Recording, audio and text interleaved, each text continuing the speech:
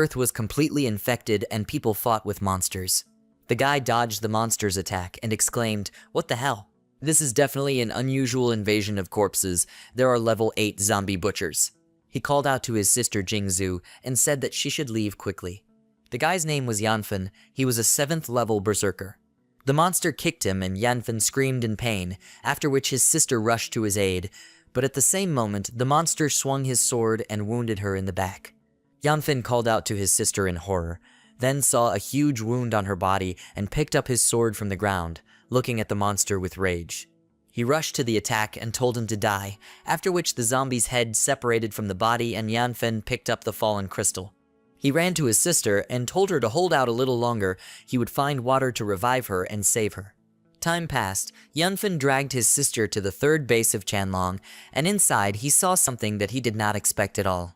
His girlfriend Yunrong and the head of the 3rd base, Xiao Ao, were kissing and Yanfen loudly asked what they were doing here. His girlfriend was a little surprised and Xiao Ao said that he didn't think that he would escape from the clutches of the 8th level zombie butchers. Yanfen shouted, "How did he know they were there?" His sister wheezed in pain and Yanfen called out to her, and then told him that he would return to them later. He turned to Xiao Ao and asked for living water. He urgently needed to save his sister. Xiao Ao grinned and said that the medicinal value of living water is 1,000 times greater than that of aquamarine. Why would he treat his sister? Yanfen reached into his pockets and said that he would change the water for this. He showed him the ring and said that this ring is his biggest secret. Having this makes him as strong as him. And if he reaches the optimal level, then he can get anything at all. Xiao Ao looked at the ring and thought that he never imagined that such things could be obtained by someone by chance. This legendary ring would be his. He said that sounded good. But if he dies, the ring will be his. He won't even need to waste living water. He spread his arms to the sides and said that it was only a pity that such a beauty would become a zombie. Yanfen gritted his teeth and said that he was an idiot. He sat his sister against the wall and then suddenly attacked Xiao Ao and told him to die. He swung his sword, but Xiao Ao jumped, dodging the attack, and then hit Yanfen. From this attack, he fell to the floor and was unable to get up. Xiao Ao slowly walked up to him and said that he was just a seriously wounded trash. Will he still fight him? He tried to take the ring from his hand and said that he needed to see what kind of superpowers this mythical ring had. Yanfen pulled his hand back and said that dreaming is not harmful. After that, he put the ring into his mouth and swallowed it. Xiao Ao chuckled and asked, "Does he think swallowing the ring will stop him?" He thrust the sword into his stomach and said that he would open his stomach and take the ring himself. The ring in Yanfen's stomach began to glow, and everyone present closed their eyes from the bright light. Time has turned back. Yanfen suddenly opened his eyes and then abruptly stood up from the bed and looked at the time. He saw that there were 3 hours left until the end of the world and was very surprised. He pinched his cheek and realized that he was not sleeping. Has he really been reborn? He looked at the other side of the bed and saw his girlfriend sleeping there. He frowned and thought, should he kill her or thank her? If she and her lover had not conspired to kill him and his sister, he would not have been able to be reborn. In this life, he needs to take good care of his loved ones. He needs to take revenge on the offenders. He will get to everyone. Suddenly, some guy knocked down the door and told them to get out. This is a tour of the rooms. He saw Yanfen and Yunrong and said that these 2 bastards are here, as expected. 2 guys entered the room, and one of them told Yunrong that he loved her so much, but she didn't want to notice him at all. And this is her boyfriend, right? Now they will break all 3 of his legs. Yunrong woke up and asked Yanfen who it was. She's scared. Yanfen didn't answer and thought that this wench was playing innocent so badly. How could he not have noticed it before? The guy swung a bat at him and asked if he dares to take the girls he likes. He hit and said let him die. Yanfen quickly jumped to the side and said that he was too slow. When the end of the world comes, one saying will appear. He grabbed the guy by the head and then hit him against the wall and said that the end of the world is the world of the strongest. The guy's friend got scared and said it was strong. Yunrong looked at Yanfen and thought, when did he become so cool? After that, Yanfen turned to the other guy and said that they continue. He is next. He slapped him in the face and said that today, when the time of the new world comes, they idiots will beat him, and the zombies will almost bite him to death, and he will miss the first opportunity to gain strength. Now he is extracting debts from them. The guy fell to the floor and Yanfen said that let him take his wounded carcass and get a good feel for how cruel the new world is. He headed towards the exit of the room and Yunrong asked where he was going. He stopped and turned around and said that she should not make him vomit. From today, their relationship is over. Their next meeting will be her last. After these words, he took his jacket and left. Yunrong called out to him and thought, what kind of nonsense is this loser talking about? They just started and are already breaking up. Yanfen went outside and thought, why is the sky so dark? Are these the seeds of darkness? The end of the world will begin earlier. He called his sister and thought that he urgently needed to warn her. Meanwhile, Jingzhu was drying her hair and her phone rang. She answered the phone and asked what happened. Does he really miss his gorgeous, sweet, and beautiful sister? Yanfen said that she should listen to him carefully. Right now she needs to lock all the doors and windows. Lightning began to rumble in the sky and Yanfen said that no matter who came, she should not open the door. Let her definitely wait for his arrival. Does she understand? Jingzhu started to get nervous and asked what happened. It's safe in their dorm. There's no need to exaggerate so much. Yanfen said that she should just do as he said. If she hesitates, it will be too late. Jingzhu went to the window, deciding to see what was happening, and said that the people below were behaving strangely. She saw zombies rushing at people and asked, do they eat other people? The connection was broken and Yanfen called out to her. He looked at the phone and realized that the signal had disappeared. Even though Jingzhu's dorm was safe enough that time, he still needed to hurry up. He saw the ring glowing and thought that the ring was responding. It turns out there was a merchant nearby. He smiled and thought that the universe was helping him. He approached the building where the baths were located and thought that the energy that the ring was responding to turned out to be in the women's shower on campus. He went inside and thought that apparently the men's and women's showers were not at all different. Inside he saw a woman and froze. The zombie woman immediately turned around after hearing the noise and then attacked Yanfen, and he said that she had a good figure. After that, he broke the glass where the axe was and said that he would not stand on ceremony even with such a girl.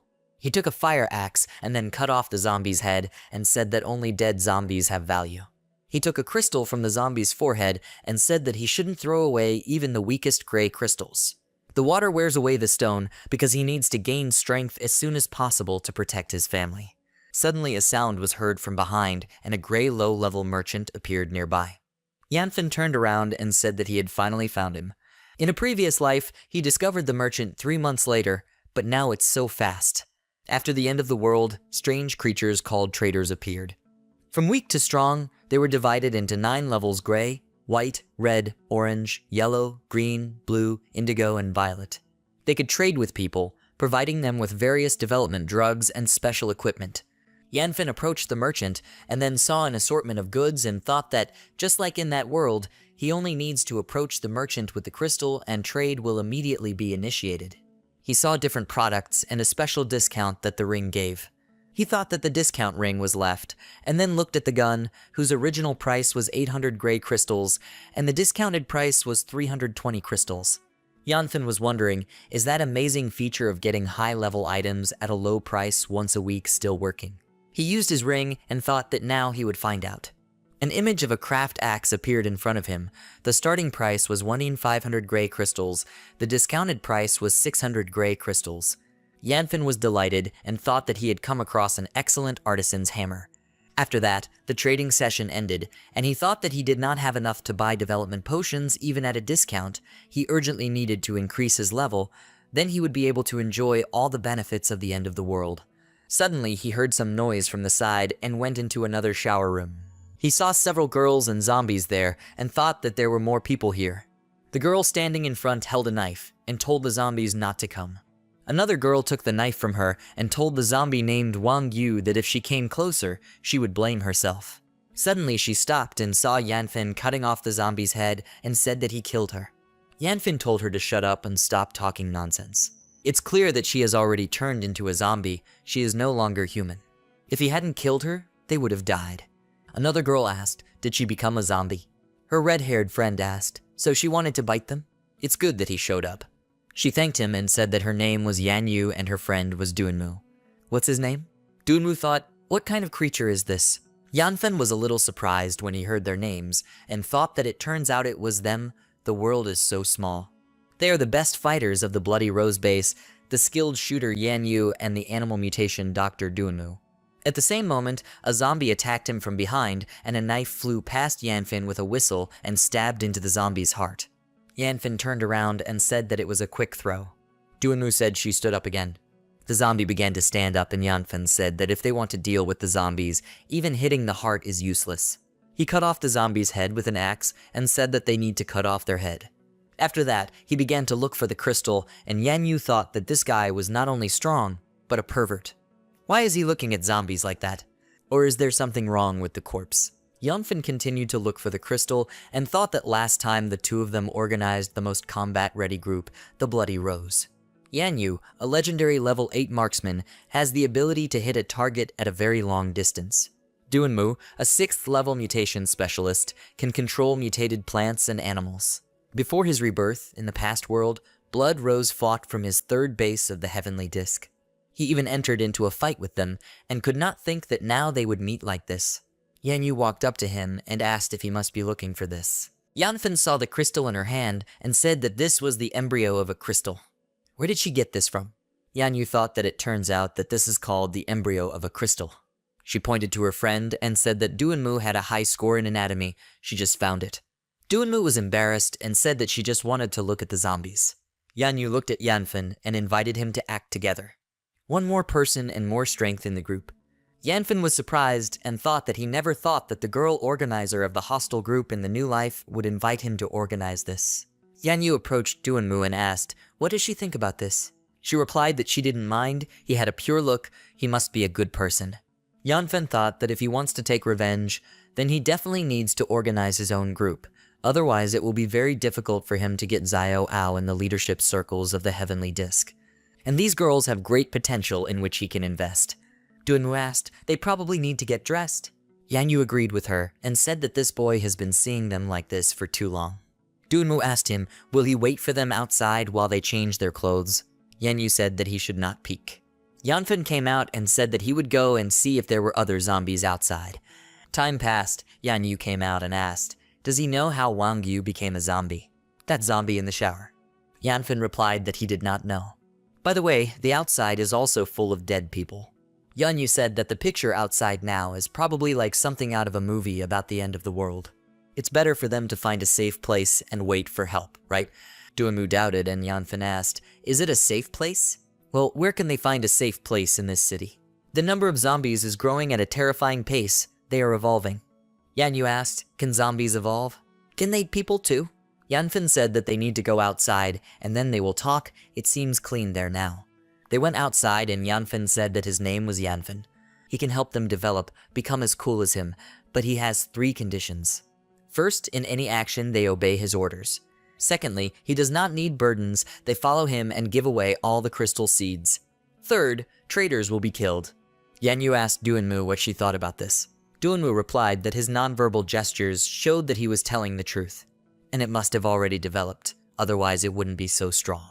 Yanyu asked, does she think he has already evolved? This is interesting. They agreed to its terms. Yanfen smiled and said that then let them follow him. They reached the first educational building, where the entire area was swarming with zombies. They looked around the corner, and Yanyu said that there are so many zombies here. Where are they going? Yanfen said that she was asking too many questions. Let them just quietly follow him and collect the crystals. He came out from around the corner, and Duanmu asked, does he want to go out alone against the crowd of zombies? The zombie was noticed by Yanfen, and after that he swung his axe and killed the zombie. A crystal fell out of the corpse and Duanmu picked it up, and then examined it and said that it looked as if some elements had combined in the human central nervous system, and as a result of the reaction this crystal appeared. Maybe this is the reason why they became zombies. Yanyu asked, so she thinks this crystal can make them zombies. Duanmu replied that this is possible, but first she must study the composition of this crystal in the laboratory. Yanyu looked at Yanfen, who continued to kill zombies, and asked why he was collecting these crystals. They kept watching him, and she said he was pretty good. A zombie approached them from behind, but suddenly he was hit by a car and the girls turned around. Lin Tian, the son of the founder of the Lin Jai Corporation, came out of the car and told Yanyu that they were apparently connected by fate, because under such circumstances they met again. He smoothed his hair and said that if he was nearby, the zombies would definitely not touch it. Let her jump into his car, he will take her out of this dark place. Yanyu asked why he stuck to them like a bath leaf. Duanmu looked at him and thought, how did he end up here? Meanwhile, Yanfen killed another zombie and asked why they were stupid. Let them follow him.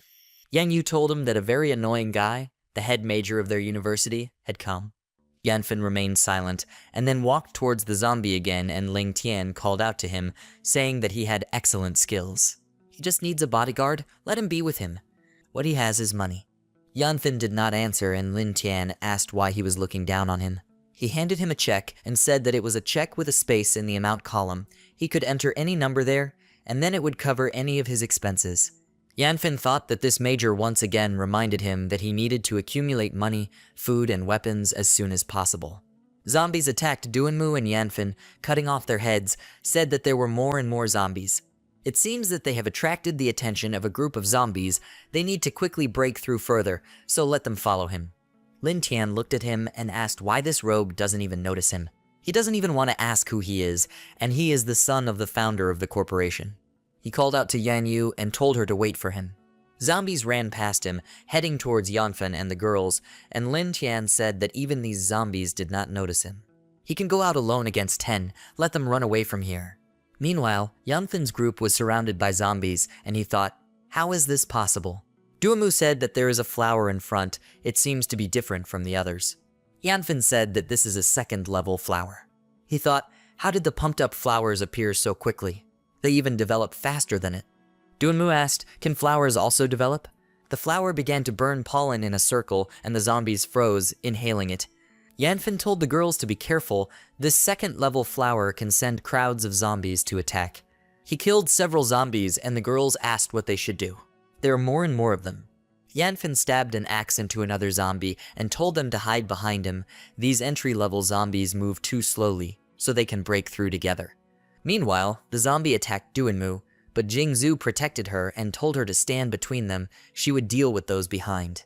Yanfen turned around to look at her and thought that it was no surprise that she was the strongest fighter of the Blood Rose. She is ready to deal with a crowd of zombies with her bare hands. Lin Tian went to them and told Yan Yu not to be afraid, he is already here. He put his foot down on the gas pedal and told a bunch of zombies to get away from them. He knocked down several zombies and stopped at the entrance of the university, after which Yanfen shouted that this was a great opportunity.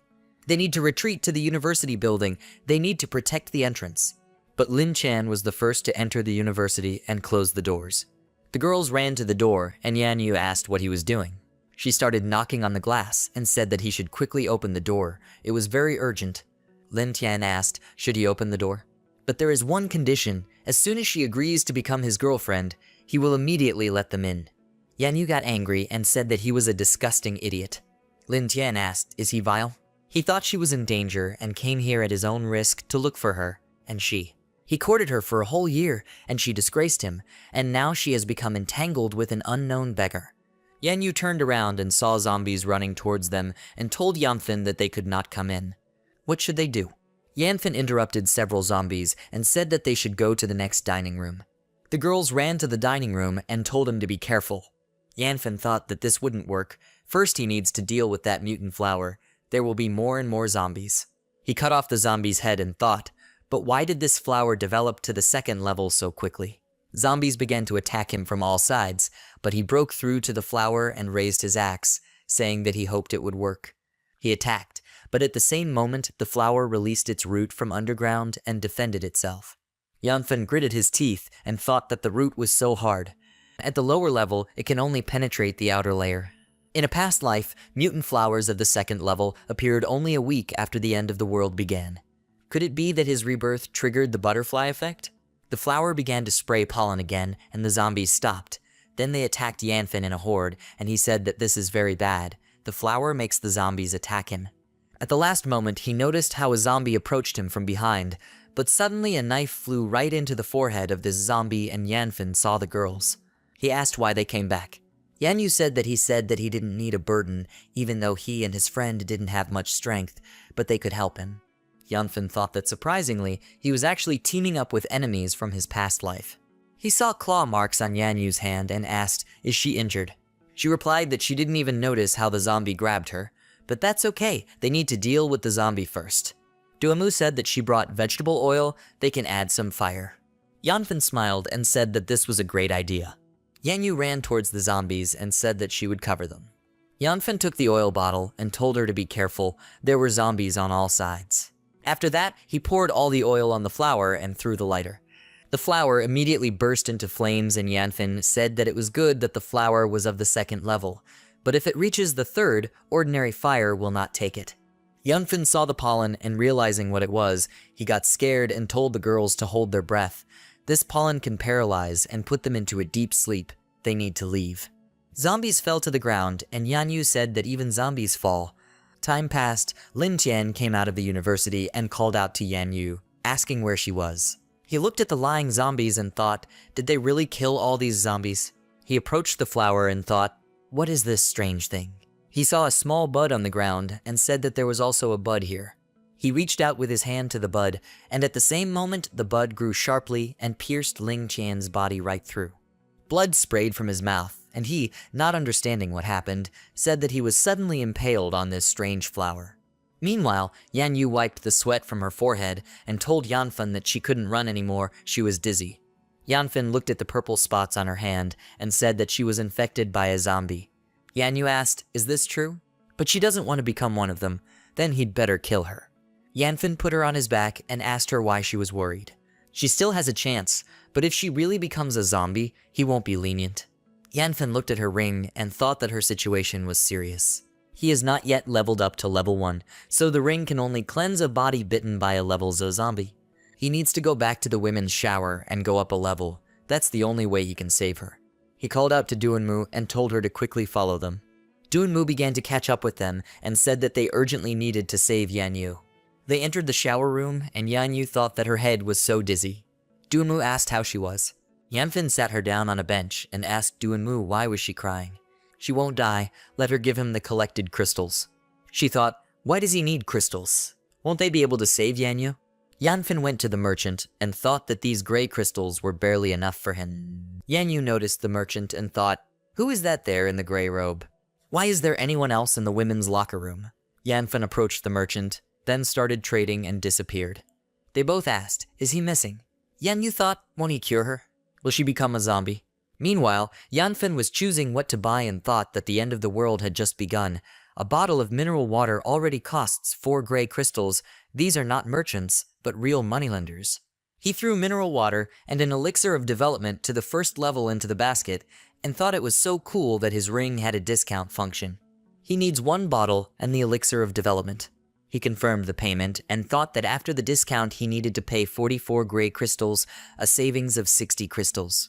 He drank the elixir and thought that in his previous life he had missed the time to develop in the early stages and ended up falling into the hands of Xiaoao. He was not even able to use the power of the ring to its fullest. In the end, he had to watch his loved ones die. But this time, no one will dare to touch a hair on the head of his loved ones. His level increased to the first, and he, having poured the power of the ring into mineral water, thought that he could not yet completely trust Yanyu and Duanmu. Let the method of cleansing the body with a ring remain a secret for now. The trade ended, and he appeared in the shower room, asking what was wrong with Yanyu. Duanmu looked at him and thought, how did he suddenly appear here? Oh well, now is not the time to think about it. She said that he should quickly look at her. She had already passed out. Yanyu was lying on the bench and breathing heavily. Yanfin came up to her and said that this was very bad, she would soon turn into a monster. He poured mineral water into his mouth and thought that there was no time. Duanmu stood behind and was worried, and Yanfin kissed Yanyu and began to pour medicine into her mouth, thinking that she was now passed out and her mouth was tightly closed. Even if he poured in a lot of cleansing water, he was not sure what the result would be. Duanmu covered her mouth in shock, and the purple spots on Yanyu's body began to disappear. She opened her eyes, and then sharply pushed Yanfin away from her and asked, did he decide to save her this way? Yanfin asked, what else? She passed out and could no longer take the medication herself. He gave her the bottle and told her to drink the rest. Duanmu attacked her friend and said that she had woken up. She scared her to death. If Yanfin hadn't helped in time, she would have already been a zombie. Yanyu asked Yanfin, didn't he disappear there? Why did he come back? Duanmu said that it was probably due to that man in the gray robe. He suddenly disappeared in front of him, and then also suddenly returned. Yanfin said that she is quite smart.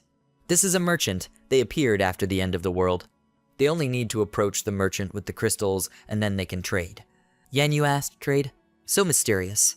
So he bought this bottle of water from him? Did he spend a lot of crystals? Let him think that she borrowed from him. As soon as she fills the crystals with zombies, she will immediately pay him back. Yanfen told her not to worry. He headed towards the exit and told them to go, otherwise they had already lost a lot of time. Duanmu helped Yanyu stand up and asked what kind of person he was. She has not yet fully recovered. After that, they ran out of the shower and Yanfen said that they would take advantage of the fact that the zombies had passed out and take out the crystals. They saw Lin Chan and Yanyu said that it was him. But why did he become a zombie? Yanfen noticed that he stopped and told the others to be careful. It's not that simple. At the same moment, behind them, a flower root emerged from the ground and Yanfen, grabbing Jingzhu, jumped with her to the side and told them to be careful. Duanmu jumped away from the roots and called out to Yanfen. He said that the plant's attack radius is limited. They need to keep a safe distance, then the loach will not reach them. Yanyu and Yanfen froze when they saw that the plant had tied up Duanmu, and she said that it was so fast. Yanfen ran to her and told her not to twitch. These are the spores of that second-level mutant flower. It wants to take revenge on them. He cut the roots of the flower and asked her if she could go. Let her step aside and hide. He already has enough problems. Duanmu apologized and said that she was so slow. At the same moment, the flower released a poisonous mist in their direction, and Yanfen told the others not to breathe. It's poison. He thought that he couldn't even open his eyes now. A root appeared behind him, and the girls told him to be careful. His ring glowed, and he thought that it was good that he could cleanse himself of poison with a ring. Otherwise, they would definitely be defeated today. He suddenly opened his eyes, and then cut the root of the flower with an axe and saw several crystals. He looked at the crystals and thought that he didn't think they were there. He took it, and Yanyu asked, "What are these white pearls?" Yanfen replied that this was the crystal of that flower. It must not have had time to swallow them. She asked, "So mutants can eat their own kind?" Yanfen replied that this is true. Mutants use the absorption of human powers and the bodies of other mutants to continuously develop and increase their strength. This is a world where the weak perish and the strong are devoured. A flower sprout appeared above the ground, and Duanmu told them to be careful. These spores are sprouting again. Yanfen touched the bud and said that this is no longer a dispute. It has inherited the best from the mutant flower. Yanyu sat down next to him and asked, "What's the best?" "What is this?" Yanfen smiled and replied that she would soon find out. He stood up and told them to go. They needed to go to the shower again. Yanyu asked, "Does he want to come back and trade?" Yanfen replied that she was smart. They returned to the shower room, and he thought that even if you take into account that one white crystal costs 1,000 gray ones, if he buys that hammer, he will have nothing left. He approached the merchant and began trading. He threw a hammer, 2 pieces of development elixir, and a pistol into his basket. He thought that he would take himself a hammer, 2 first-level development potions, and a pistol, so at least he wouldn't have to waste a lot of his time, since they don't really know how to defend themselves. He spent exactly 1,000 crystals on the purchase, and now he has 116 gray crystals left. He grimaced and thought that now they would fight. He finished trading, and after that he approached the girls and said that he bought each a development potion. Let them drink it. He gave Yanyu a gun and said that he also took a gun. They will also be a fighting unit. Yanyu asked, "Is he giving them the gun?" "Doesn't he need a weapon?" Yanfen showed her a card with a hammer and said that he had this. She asked, "What kind of card is this?" Yanfen broke the card in his hand and said that they would soon understand everything. He has the profession of a craftsman and this ring, so he will not die too quickly. He applied the craft profession, and Yanyu said that he seemed to have not changed at all. Yanfen replied that the most important thing is not to be seen with the eyes, so he will now show something. He picked up an axe and thought that by mastering the profession of an artisan, he could create the most powerful and fully armed group and smear the base of the heavenly disc. He used transformation on the axe, and it began to change shape. The axe transformed into a sword, and Yanyu covered her mouth with her hand in admiration. Yanfen said that a craftsman can transform materials into any weapon. He took out a crystal and said that now he will add something against zombies. The crystal and the sword began to merge, and everything around began to sparkle. Yanfen looked at the weapon and said that this blade now has the ability to realize enemies. The girls smiled and said it sounded really cool. Duanmu showed Yanfen a scalpel and asked if anything could be done about this. Yanfen replied that he would add materials and make them 2 weapons. He added a shower faucet to the scalpel and it made 2 daggers. He gave them weapons and told them to try it in action. Duanmu examined the dagger and said that he forged it with his bare hands. This is unscientific. Yanyu took the potion and asked, after drinking the development potion, will they upgrade and gain abilities? She handed the second potion to Duanmu and Yanfen replied that this is not so. This first level potion will simply slightly reveal the hidden capabilities of their body. Doonwoo examined the potion and thought that she had better analyze its composition in the laboratory, although she will be able to buy the same potion later. She drank the potion with Yanyu and they looked at their hands. Then they rejoiced and Doonwoo said that this is unusual. She feels like her whole body is filled with strength. Yanyu agreed with her and said that she would kill 100 zombies now. Yanfin said that they had to go. Their next target is the girls' dormitory, where his sister Jingzu is currently hiding. They went outside and Yanfin, throwing the zombie out of the car, told the girls to get in. They drove to the dormitory and Yanfin mentally told his sister that he was coming for her. They reached the hostel and on the way they knocked down a couple of zombies.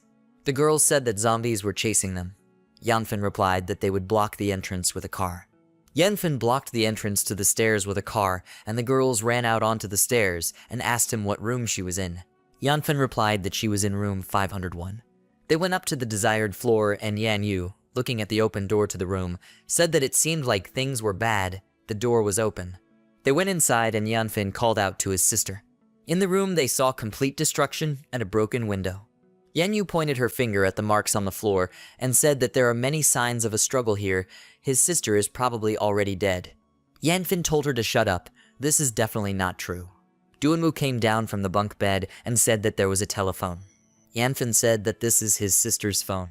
He saw notifications on his phone that the sports bracelet had been turned off 15 minutes ago and told the girls that she couldn't have gone far. They needed to split up and look for her. Meanwhile, in the restroom on the 7th floor, men stood around tied up girls, among whom was Jingzu. One of the guys approached the girl and said that he would touch her where she is most tender. Everything will be fine, he promises. After that, he approached Jingzu and said that this was just wonderful. The end of the world is so good. Otherwise, how would such a juicy girl get to them? Jingzu got scared and told him to get away from her. They better let her go, otherwise they will have to deal with her brother. The guy said that her brother would not help her. It would be better if he saved her. He pulled his hands towards her and Jingzu began to call for help. The guy said that she screamed so loudly, let her scream some more, it turns him on so much. Jingzu began to cry and thought that she was so sorry that she did not listen to her brother and opened the door to these idiots who pretended to be kind. At that moment, Yanfin knocked down the door and told him to take his hands off her. Jingzu was happy and the guy asked what he said. Yanfin got angry and told him to remove his dirty hands. After that he killed the guy and the other men said he ran over their boss. Is he tired of living? He's dead. Yanfin ran his hand along the blade of the sword and told Jingzu not to be afraid. None of those who offended her will leave. After that, he swung his sword and wounded one of them, and then another man attacked him with a knife and said that he was mad. Let him die. At that same second, a dagger flew into that man's forehead and Yanfin looked at Yanyu, who threw it. The remaining guy looked at his dead friends and knelt in front of Yanfin, begging for mercy. Let them not kill him, they won't do that again. Yanyu asked, is this how he died? She didn't even have time to think. Yanfin said that there is nothing shameful in this. This is the end of the world. If she doesn't kill, they will kill her. He untied Jingzu's hands and she threw her arms at him, saying that they scared her so much. Yanfin apologized and said that he was late. The other girls thanked Yanfin and said that to thank him, they would follow him. Another girl agreed with her friend and said that their safety depended on him. Yanfin did not agree and said that this was the end of the world, so he did not need extra ballast. He pointed to the girls lying on the floor and said that if they did not become stronger, they would soon repeat their fate. Doonwoo ran into the room and asked what happened. Did he find his sister? Yanfin smiled and replied that he found it, now he needs to leave. They headed towards the exit of the room and asked the girl, did he refuse them because they were worse than those two beauties next to him? Her friend said that it was as if those three girls weren't Dallas themselves. Yanfin and the others went down to the 2nd floor, and he said that there were a lot of zombies below. He would go and deal with them, and then they could go down. He jumped from the 2nd floor and thought that he was back for the crystals. He kneed one of the zombies, then went after the next one, and his sister began to support him. After a while, he said that the zombies were finished, let them come down. The girls agreed, and Jingzu said that he was cool as always. Time passed. Yanyu was driving the car and told her to slow down, they need to go to this supermarket. Jingzu asked, is he serious? But it's full of zombies. Her stomach growled and Yanyu slowed down. Doonwoo said that they definitely need to stock up on food and groceries. Usually big stores like this have back doors in the alleys, they can walk in from there.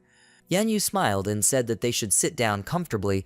They are heading to the back door of the store. Jingzhu was delighted, and Yanyu turned sharply into an alley, but there was a zombie there. Yanfen jumped out of the car and said that he would go deal with the zombies and let them follow him. He killed the zombies, then they entered the store and looked around. Yanyu said that there are no zombies here and everything is intact. Today they will rest here and collect things. Jingzhu happily walked up to the shelf and said that her favorite chips and soda were here. It was as if she had returned to normal life. Dunmu adjusted her glasses and said that something was wrong here. There should be a crowd of employees and customers in the supermarket. Where are the zombies? She looked at the zombies outside the window and said that these zombies gathered outside seemed to be attracted to something. Jingzhu called out to her brother and said that there was blood. Yanfen approached a huge pool of blood and Jingzhu said that it was scary. There was so much blood. No wonder zombies are swarming outside. Dunmu touched the blood with her finger and said that it was human blood. They all need to be careful. Yanfen noticed that there were even more zombies outside the store and told everyone to move back. Let them find a safe place and gather supplies. After that, he went to the window and saw a piece of meat on which zombies were running. He said that it seemed like someone had deliberately thrown a piece of meat to attract zombies. Dunmu approached him and said that this is a good way to protect himself. There is enough food here, and zombies and people will not enter. Yanyu showed Yanfen the backpacks and said that she and Jingzhu found the backpacks and filled them with food. Yanfen looked at his sister and thought that in addition to being able to trade with merchants, his ring also had a storage function. He must find a way to store more food, otherwise these two small backpacks will not be enough. Suddenly, he noticed something and looked at the camera on the wall. Meanwhile, on the second floor of the supermarket, they were being watched from video cameras. The man asked Yunrong, "Is that guy downstairs her ex-boyfriend?" Yunrong, dressed in a bunny costume, lit a cigarette for him and replied that he was not her ex-boyfriend. Now there is only him in her heart. Everything that came before does not count. This man's name is Wanji Long. He is the security chief of the supermarket. Yunrong told him that he was so strange. Since the morning he kept saying that the end of the world is the world of the strongest. He asked, "Is she sure he said that? Is he not deceiving her?" She asked how she could deceive him. He touched her face and she said it hurt.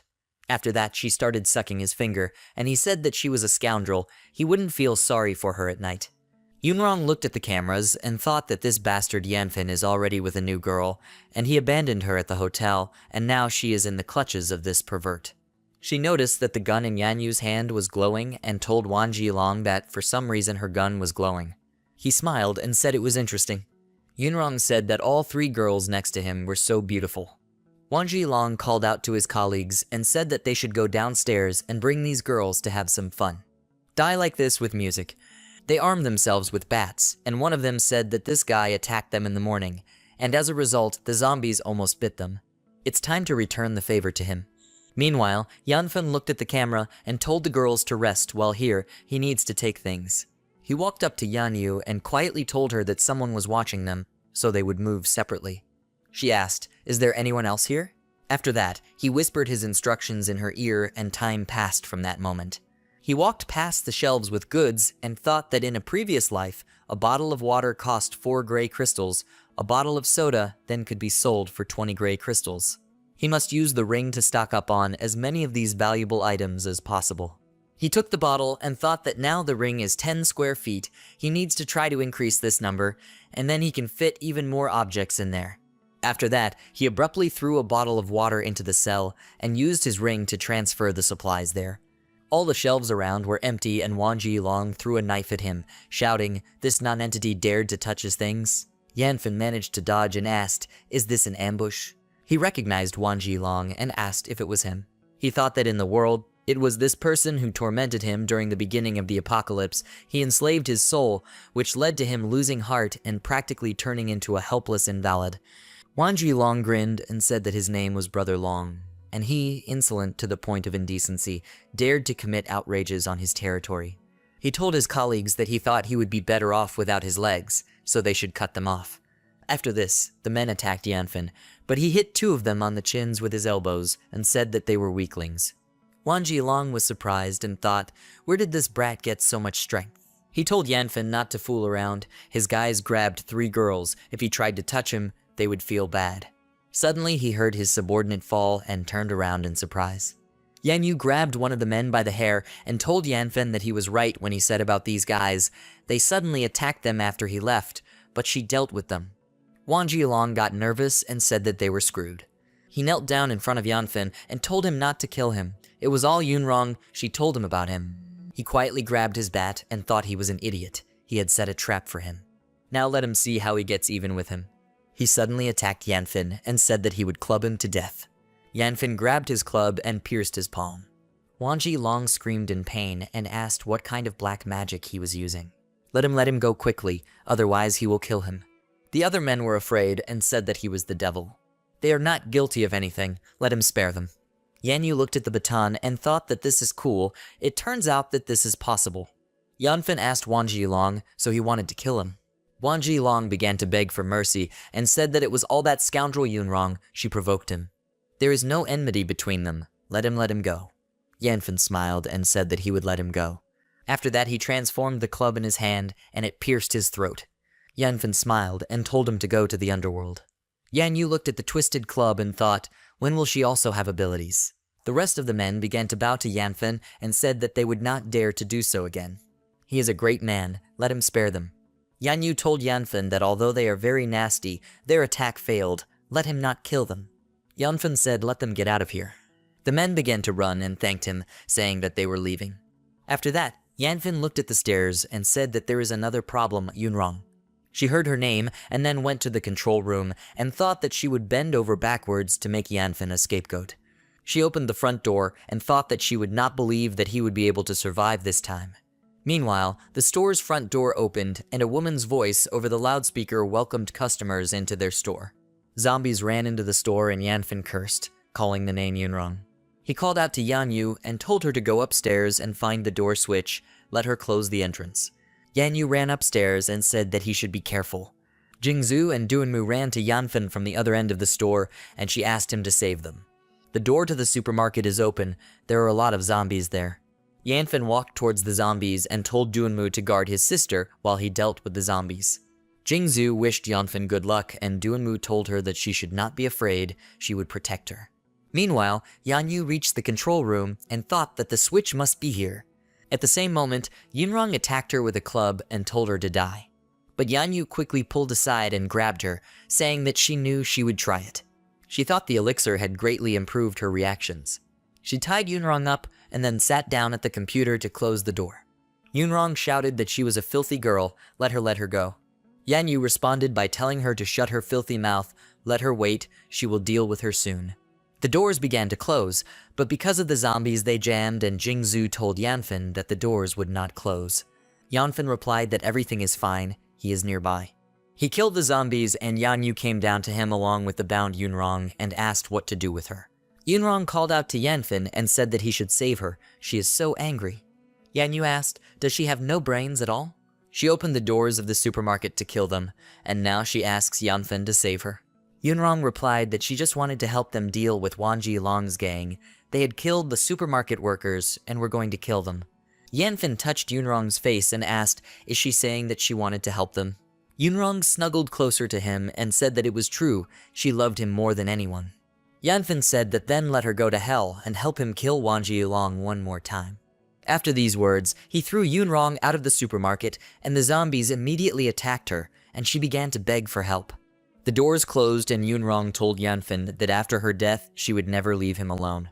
Jingzhu said that she is such a piece of trash, not only did she scare her to death, but she also threatens her brother. Yan Yu and Yanfen began to collect the crystals, and she said that although it was a little cruel, she deserved it. Is this pest his ex-girlfriend? Yanfen confirmed her words, and she said that there is a room for staff here on the second floor where they can stop and take a shower. She thinks they can stay here for the night and clean up. Yanfen agreed with her, and after that they went up to the staff room and took a swim. Yan Yu dried her hair with a towel and said that she felt so good after the shower. Jingzhu agreed with her and said that the day had been very busy. Yan Yu told her to go to bed early. Who knows, maybe tomorrow it will be even more difficult for them. Duanmu came out of the shower and said that it was so nice here. Thanks to the elixir, she can now not wear glasses. Meanwhile, Yanfen collected supplies and swept away all the shelves in the store. The next day, early in the morning, several survivors burst into the store and saw empty shelves. One of them asked, "What is it? Where's all the food?" Another guy sat down on the floor in disappointment and said that they had spent so much effort to come here, but there was nothing here. Their friend said it was very strange. It was clean here, like a hospital. He saw the stairs and said that they should come here faster. There is still a second floor. They started going up to the second floor, and the guy said it was so quiet here. What if zombies jump out of nowhere right now? He called out to Sinan and said that he should go first. The chubby guy got up first and decided to go into the staff room, but at the same moment Yanfin put a blade to his throat and told him not to move. Sinan froze in fear and told him not to kill them. They are not zombies. The other guys walked up to their friend and thought that guy had such a quick reaction. No wonder all the shelves are empty. Yanyu came out from another room and asked Yanfan who they were. Sinan asked her to help them, let her tell him that they just came for food and canned cat food. The guy agreed with him and said that he should put the weapon away. Sinan closed his eyes in fear and Yanfan put away his weapon. Then he walked past them and told them to leave here. There is no food here. The guy pointed at Yanyu and asked, "What is in her backpack then?" Another guy pulled out a weapon and said that such a large backpack would last for several days. But at the same moment, Yanyu threw a knife at them and it stuck into the wall behind them. She asked, "Do they want to take her things from her? Let them leave here." The guy looked at the knife in fear and thought that she had scared him, another millimeter, and he would have been left without a head.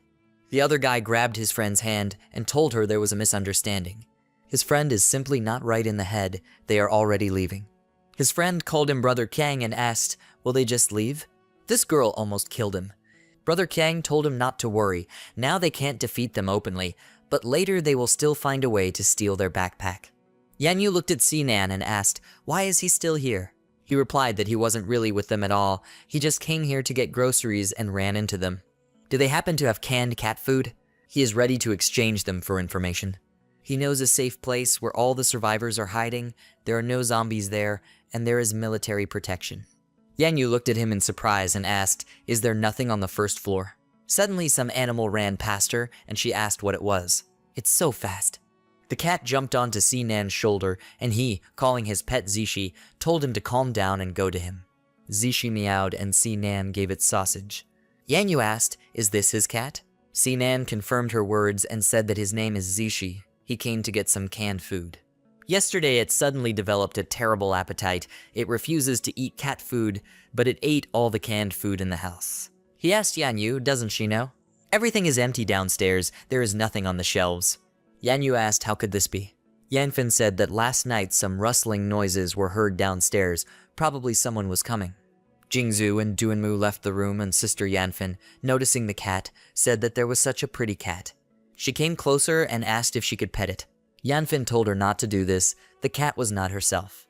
Sinan replied that this is not so. His cat is very obedient. Everything is fine with it. Jingzhu told Yanfin to look at how cute the cat is. "Can she pet it?" Yanfin did not agree, but Jingzhu did not listen to him and took the cat in her arms. She stuck her tongue out at her brother and said he was so bad. She started hugging the cat and said that she was so cute. It has such smooth fur, now she will share her food. After that, they left the store and Sinan asked, "Are they sure they don't want to go with him to a safe place?" Yanyu replied that they had other things to do. Jingzhu said goodbye to Zishi, and at that second there was a cry for help. Jingzhu looked into the distance in surprise and said that these were zombie dogs. The guys drove away from the zombies on a motorcycle and drove up to the supermarket, starting to beg for help. Yanfin prepared the sword and Yanyu told them to get out of here. They brought zombies here on purpose. The guy said that they were mistaken, let them help them and not drive them out of here. Yanyu said that they are cowardly idiots, let them get out of here and hide. The guys looked at each other, and after that they attacked the girls and said that they should go to be eaten by zombies. He stabbed Yanyu and Yanfin grabbed his hand, saying that he knew they were up to something bad. The guy said that he was hurt, let him go. Brother Kang began to take away the backpack and told Sinan to let it go, let them remove their hands. He gritted his teeth, raising that he couldn't take their backpack, and told them to look ahead. There were zombies. They immediately turned around and Brother Kang took the backpack, telling them to get out of here. After that, he got on the motorcycle and told his brother that it was great, he would ride a little further.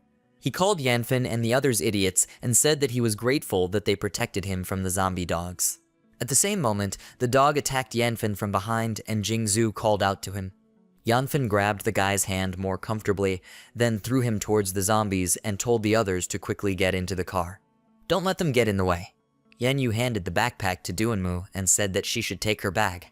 After that, she joined Yanfen and said that these mongrels are not that strong. Yanfen killed the dog and said that alone they may not be dangerous, but when there is a whole pack of them, they are very fast. Some die and others immediately take their place. She better leave before it's too late. Sinan drove up to them in a car and Jingzhu told them to quickly get in. She called out to her brother and said that he should sit down too. Yanyu Yanfen ran to the car and decided to turn around. Behind them, they saw a huge dog and Yanfen said that it was a zombie dog with a second-level mutation. Yanyu got into the car and Yanfen told them to leave. Yanyu said that he should sit down too. The dog rushed towards them and Yanfen told Sinan to step on the gas, let them leave, and not interfere with him. Sinan listened to him and shouted that then they went. He wished him good luck. Yanyu said that he should stop the car and she would go and help him. Jingzhu agreed and said that they should help her brother. Duanmu stopped Yanyu and told her to listen to Yanfen. If they interfere, they would not survive. He is much stronger than them. He will definitely cope on his own. Meanwhile, Yanfen blocked the dog's attack and it knocked him to the ground. Yanfen looked at the monster's mouth and asked, "Does it want to bite him? Then let it first come to terms with his sword." After these words, he cut off the dog's head and collected the crystal, thinking that it was a white crystal, quite good. A pack of dogs ran up to Yanfen, and he thought that he wanted to deal with the huge dog, but the smell of blood only irritated the others. There are so many of them here that he will not be able to kill them all. A car drove up to him, and Yanyu, holding out her hand to him, told him to climb inside. Yanfen grabbed her hand, and she blushed a little, and then pulled him into the car and told him to quickly get in. Yanfen fell face first into her chest, and then looked out the window and Sinan increased his speed. Yanfen said that he should circle a little to get away from the dogs. Sinan agreed, and after that the car began to circle along the road and Jingzhu noticed blood in the back seat. She called to her brother and asked if he was hurt. He replied that these zombie dogs are not dangerous to him. Yanyu fell on Duanmu's shoulder and she said that she was bleeding. Yanyu replied that everything was fine. It was a small wound from a cut. Her wound simply opened during a fight with zombies. Jingzhu asked, "Is she even abnormal?" She bleeds and says everything is fine. Yanfen lowered Yanyu's shorts and she asked what he was doing. He examined her wound and said that her wound was bleeding heavily. She had lost a lot of blood. He thought that he needed to buy medicine from the merchants. He took off his jacket and told Duanmu to help her stop the bleeding. Duanmu bandaged her friend's wound and Yanfen told Sinan to go to the pharmacy. He replied that nothing would come of it. Now all the pharmacies had already been looted. But in the safe place, he spoke about there are medicines and a doctor. Yanfen asked, "Is there a doctor there?" "Then let him better go there." Sinan drove forward and said that after 2 intersections they would be there. This place is located in the area of the largest shopping centers. After a while, they arrived at the building and Sinan said that it was here they had arrived. Yanfen got out of the car and thought that he didn't know that the base had already been built. Last time, due to the torment of Wanji Long and others, it took him a whole month to get here. The doctor here saved him. He feels sorry for that doctor. She did not obey orders and treated people for free. Because of this, she was killed. This time he must save her. The girls helped Yanyu and Duanmu told her to hold out. The doctor will help her soon. Yanyu replied that everything was fine. It was quite tolerable. Sinan ran to the entrance and told them to be quick. The entrance is there. Let them follow him. At the entrance and were met by 2 guys and Sinan told them to open the door faster. They had a wounded man. The guy said that the wounded are not allowed to enter here. Who knows, maybe she was bitten by a zombie, and they don't need the infected here. His friend agreed with him and said that even if they were dying here, they still wouldn't let them in. Yanyu shouted, "What kind of zombie bite?" She showed them her wound and told them to open their eyes wider and look carefully. It was a cut from a knife. Duanmu told her to slow down, otherwise the wound would open. The guy said they all said no means no. His brother asked him to wait and said that he would require 100 gray crystals from everyone for entry. He pointed to Yanyu and said that she had 1,000. Yanfen gave him a bag of crystals and said that he did not have that many gray crystals, but they could exchange this white crystal for 1,000 gray crystals. The guy delightedly grabbed the bag and said that there are also white crystals here. They are rich. His friend said in disappointment that he should have asked not for 1,000, but for 2,000. He opened the doors and told them to go out. He hid the knife behind his back and told his brother that they were working according to the usual pattern. As soon as they enter, they will first kill the kid and then deal with the rest. They must have many more crystals in their bags. His brother agreed and said that they would leave the girls so they could get even more crystals. Yanfen looked up at them and the guy told them to move. Yanfen noticed a reflection on the glass behind the guy and thought it was the shine of a knife.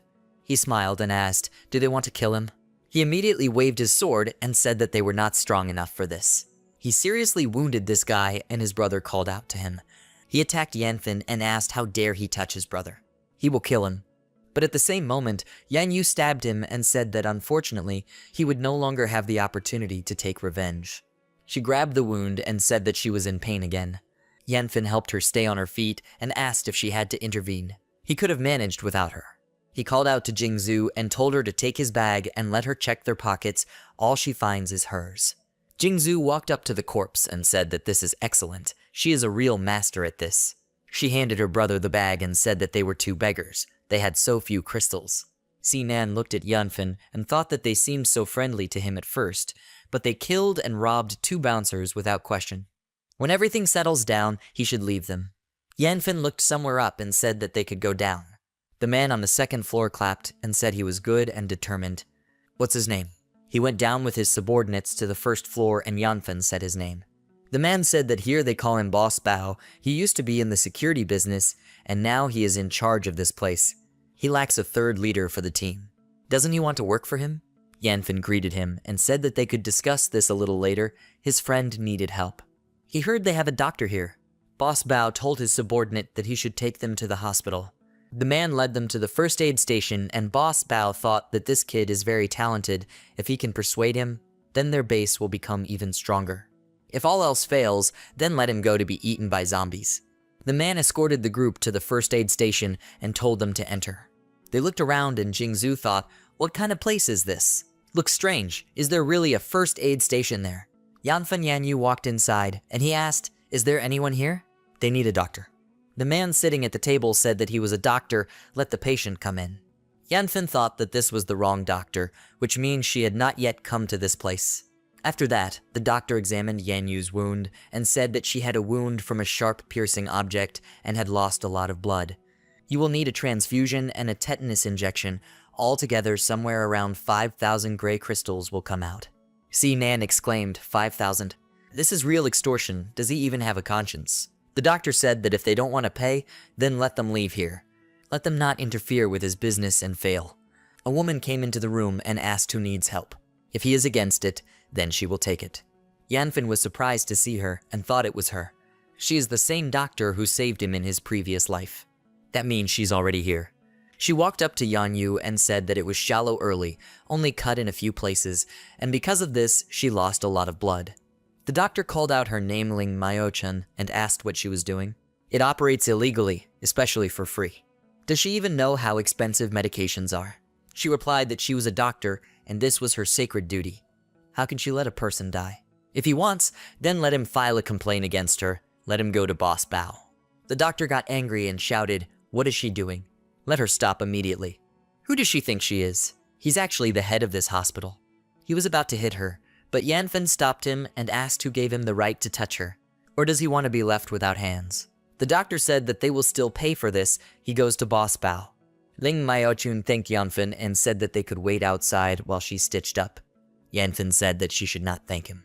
Maybe she will become his girlfriend. He thought that in her previous life she had done so much for him, but this time he simply could not let her die. Jingzhu covered her mouth with her hand in shock and asked, "Has he gone completely crazy? What kind of nonsense is he talking about?" Sinan thought that this was self-confidence. They just met, and he immediately began to act. Dunmu thought, is this a confession? Ling Maochun pulled the glove on her hand and said that they were not that familiar yet. She thought, where else did he come from? They just met, and he already wants to date her. Yanfen asked, then maybe they can get to know each other better. She replied that it was tactless. Yanyu lay next to her and puffed out her cheeks with displeasure, thinking that he did not see boundaries at all. She's so jealous. Ling Maochun pointed to the doors and told him to get out of here. His friend needed help. Time passed. Lin Maochun came out to them and said that they could come in. Their friend was fine. The girls immediately rushed to Yanyu and Ling Maochun told her not to make sudden movements in the near future. Let her come in 5 days to remove the stitches. Jingzhu was happy and said that it was good that she was okay now. At this time, the doctor entered the room and told Boss Bao that they refused to pay for the treatment. Boss Bao said that medical drugs are very expensive, treatment cannot cost less. Yanfen replied that he did not say that he refused to pay. However, 5,000 crystals for a small cut, isn't that too expensive? Or maybe they want to fool him. The boss's subordinate pointed a gun at him and asked if he wanted death. How dare he talk to his boss like that? Yanfen extended his hand towards the gun and used his ability to bend the muzzle of the gun back. He said that the thing he hated most was people pointing guns at him. The man asked in surprise how he did it. Boss Bao clapped his hands and said that he didn't expect that he had superpowers. If he works for him, then the treatment of his girlfriend will cost him free. However, those who break the rules will face punishment. Gao Yang with the superpower of earth and Wu Mei with the superpower of fire came forward and attacked Ling Maochen. Gao Yang deformed the ground under her feet and Yanfen extended his hand to her, telling her to grab onto it. Ling Maochen was able to escape the explosion and fell straight into Yanfen's arms. She immediately recoiled from him, and he thought that just a little more and she could die again before his eyes. She thought that this guy seemed to be quite capable and not just a libertine. Yanfen thought that in his past life, there were also many people with superpowers here, he thinks, and this time he will not limit himself to just these two. Even if he takes a risk, he is not 100% sure that he will cope with all of them. Then there is only one thing left. He told Boss Bao that he was ready to join them and increase the security of the place with his superpowers. But first they must spare her. Boss Bao replied that he could spare her. But how will he use his abilities to increase the security of the base? Yanfen grinned and thought that it looks like he doesn't know anything about the craftsman's profession yet, he can take advantage of it. He said that his ability is not only that he can transform objects into weapons, but he can also create them himself. Right now he is capable of creating first-order weapons, but over time he will be able to create second-order weapons. And if this continues, he will be able to turn him and his people into an army with first-class weapons. But to make weapons he needs crystals, metal, and natural quintessence. If he provides him with these materials, the cost of the weapon will cost him 80% less than if he buys from merchants. Boss Bao smiled and asked, 80% cheaper. Not bad, he's a real find. There is no problem with this. There are enough materials. If the first batch of 100 weapons meets the quality standards, then he will give him a drug that will help him advance to the second level, and then he will organize a celebration in his honor. He told his subordinate that he should prepare housing for them. Jingzhu told Yanfen that he was so cool now. Dormu asked, is he sure they can stay here? This Boss Bao is not trustworthy. Yanfen replied that of course he knew that. They will wait until Yan Yu gets better and leave here immediately. While there is time, they will put their strength in order and rest. And at the same time, they will take their crystals and materials for themselves. After that, Boss Bao returned to his office and told his subordinates to keep an eye on this guy. They will wait until he makes a weapon, and then they will capture his friends. They will make sure that he makes weapons for them all his life and will not be able to escape anywhere. The man asked, will they make him their apprentice? Wu Mei smiled and said that he comes up with such good plans as always. Meanwhile, Boss Bao's subordinate led Yanfen and the others down the corridor and said that the dormitory was already full, they would live here. Gao Yang stopped Yanfen and said that he would go to another place. Their boss has already prepared the materials for him, he will immediately get to work. Yanfen thought, do they deliberately want to separate them so that they can blackmail him with the help of his friends? It's a pity, but they overestimate their strength. Jingzhu called out to Yanfen and said that she would also go with him. Gao Yang told her not to even think about it. The vault is filled with treasures, does she think it's that easy to get into? Yanfen patted Jingzhu on the head and said that everything is fine, let her rest well, he will come back for her soon. Jingzhu agreed, and after that Gao Liang brought Yanfen to the storage room. He entered the code and the rest of the doors opened. Gao Liang opened the safe and said that there were 5,000 gray crystals. Boss Bao said to try these gray crystals first. If he fails, then he and his friends will go to be eaten by zombies. Yanfen looked at the safe and thought that they had so many crystals at their disposal. It seemed like they had quite a lot of weapons with firepower if they were able to obtain so many crystals in such a short period of time. Gao Yang pointed his finger to the side and said that there are other materials in that direction, but they don't know if they are suitable. These are souvenirs that the guys took after the battle. Let him have a look. Maybe some of this will be useful to him. Yanfen looked at the bones and other objects and thought, souvenirs. How can they be so wasteful with such goods? From these things he can make cool equipment for his team. He told Gao Yang that he liked to work without prying eyes, so he could go out and wait outside. Gao Yang agreed and said that he just wanted to warn him, this room is made of level B bank safe material, which is not even safe from bombs. The only way out of here is through this door, so don't let him try to play any tricks here. After that, he came out and Yanfen began to inspect the materials. He took the horn and thought it was a white level mutation horn, a space mineral. There is also a rare ductile metal here. Those guys don't seem to realize the true value of these things. Although this cosmic mineral is small in size, it can easily be used to make a supply chain. As for the rest of the things, he can also come up with some useful equipment from them to get out of here even faster. After that, he touched the materials and used his power. He received 10 long mountain swords, a protective shield, scanner glasses, an ultra-thin body armor, a spatial chain, and a desert eagle pistol. He decided to rest and thought that he had made so many weapons at one time, it was beyond his capabilities.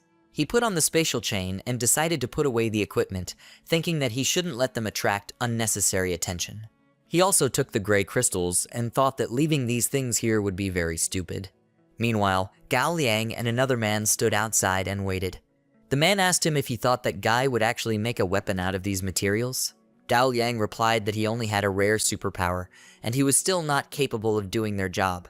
However, there are good girls with him. They look so foolish and young. He would love to get to know them better. At the same moment, Yanfen suddenly opened the door and said that if he dared to touch his friends, he would not look at the fact that he also had abilities. He will finish him without regret. Gao Yang got angry and asked, is he trying? Yanfen said that he should remember his words and go to check the weapon. Gao Yang headed to the storage room and said that he should also remember his words. If the weapon he made did not meet the standards, then let him prepare to die. Inside, he saw a bunch of swords and thought that this guy was talented. He made as many as 10 pieces of mountain swords and spent only 3,600 gray crystals and some worthless souvenirs on it. If they buy so many weapons from merchants, they will have to shell out at least 6,000 gray crystals. Yanfen said that given his current level of strength, he could produce up to 10 weapons per day. Gao Yang decided to test the weapon and thought it was a first-class weapon. This guy will be very useful to them. He will not touch him, but no one can stop him from touching his sisters. Let him rest for now. Yanfen said that they have the weapons, so now it's their turn to be honest. Let him take him to his friends. Gao Yang told the man to accompany him. The man escorted Yanfen to the door, and he thought that since he had only made 10 weapons, he thought Boss Bao would want more and would give him a drug to increase his power level. The man touched the door and said it was here, he could come in. Yanfen entered the room and saw his girlfriends wearing only their underwear. They immediately covered themselves with their hands, and Duanmu asked why he didn't knock. Yanfen took off his chain and said that he had made equipment for them. Several objects fell out of his chain, and Jingzhu said that so many things fit in this chain. She snatched the chain from his hands and told the treasures to quickly come out. Yanfen said that this spatial chain is the main treasure. There is empty space inside it, so they can put whatever they want in there. Jingzhu said that then she would fill the chain with all sorts of goodies. She is so grateful to him. After that, Yanfen walked up to Duanmu and Yanyu and said that he had made the Desert Eagle with unlimited level 2 magazine and level 2 scanner glasses, especially for the two of them. Yanyu took the gun and asked, is this a second level gun with unlimited ammo? This is very cool, now she can no longer be afraid of nasty zombies. Duanmu put on her glasses and said that this is cool, she can scan everything with these glasses. Sinan entered the room and Yanfen said that he came just in time. He gave him a shield and said that it was a level 1 shield that changed size. He did it for him so that he could protect himself from mutants. Sinan looked at the shield in surprise and said that he now also has a first level shield. After that, he handed Lin Maochun a body armor and said that this ultra-thin body armor could withstand the strength of first level mutants. He made it for her. The body armor can protect her, so let her wear it. Lin Maochun thought, couldn't this pervert make a different style? She thanked him, and meanwhile Gao Liang showed the boss the weapon made by Yanfen. Boss Bao asked, is this the weapon that Kid made? Gao Yang said that it looked the same as a level 1 weapon. They don't know what power it is. Boss Bao grabbed the weapon and then waved his hand and said that they just had to try and everything would be clear. In one fell swoop, he cut the table and said it was not bad. The blade is as sharp as a level 1 dagger. Let him take the people and go tomorrow to get more crystals. For 3D 600, they can make a dozen swords. It is much more profitable than buying from merchants. Gao Yang said that it will be done, except they were going to grab his girls, so that he would forever make weapons for them. Boss Bao told him not to rush into it, he still wouldn't escape from them. The girl pressed herself close to him and said that he was so bad, she liked it. The next morning, people with weapons rode out on motorcycles, and Gao Yang said that in addition to firearms, they used swords made by Yanfen. Sooner or later, firearms will come to an end. There is nothing better than edged weapons. The man asked him, maybe Yanfen will make firearms too. Then their gang will become completely indestructible. Yanfen looked at them from the window and thought that it turned out that they had American heavy machine guns at their disposal. No wonder they have so many different rare supplies. He thinks that now they are going to destroy mutants again. It seems that Bao was satisfied with the weapons he made, since he sent his people to get new crystals and materials. He will gladly accept his gifts. Sinan heard the knocking and told Yanfen that someone had arrived. Yanfen opened the door and saw Lin Myochen outside. She told him that she was in the living room. They had sent Wu Mei, the boss's mistress. Yanfen came downstairs and Wu Mei said that he made her wait for so long. Materials for today are ready. Maybe she'll be lucky and be able to see with her own eyes how he makes such an excellent weapon. Yanfen replied that he would start after lunch. His strength has not yet fully recovered. Now he is not ready for work. He thought that he had sent some to get material for weapons and others so that they could send him to work. This boss Bao is not wasting any time. Everything is as he thought. Wu Mei walked up to him and told him not to be so rude. She can wait here or in his room if he wishes. She thought that she would wait until he ran out of patience and immediately made some unique weapon for her. She extended her hand to him, but Yanfen stopped her and said that now he had to go on business. She asked where he would go. She can see him off. She thought that her charm was not working on him, then she should be more persistent. Yanfen said that they have such a huge base. Surely there are traders somewhere? She replied that of course there is. Just to use their services, he needs to pay 3,000 gray crystals. Yanfen thought 3,000. Well, okay, in any case, he will not pay with his crystals. He said let him take him there, he needs some medicine. Wu Mei agreed and told him to follow her. They went down to the toilet, and she told the military to let them pass. She brought a man who needed a merchant. Yanfen thought that there were 4 armed guards here, not bad. The military took him to the merchant, and he thought, is this a second-level merchant?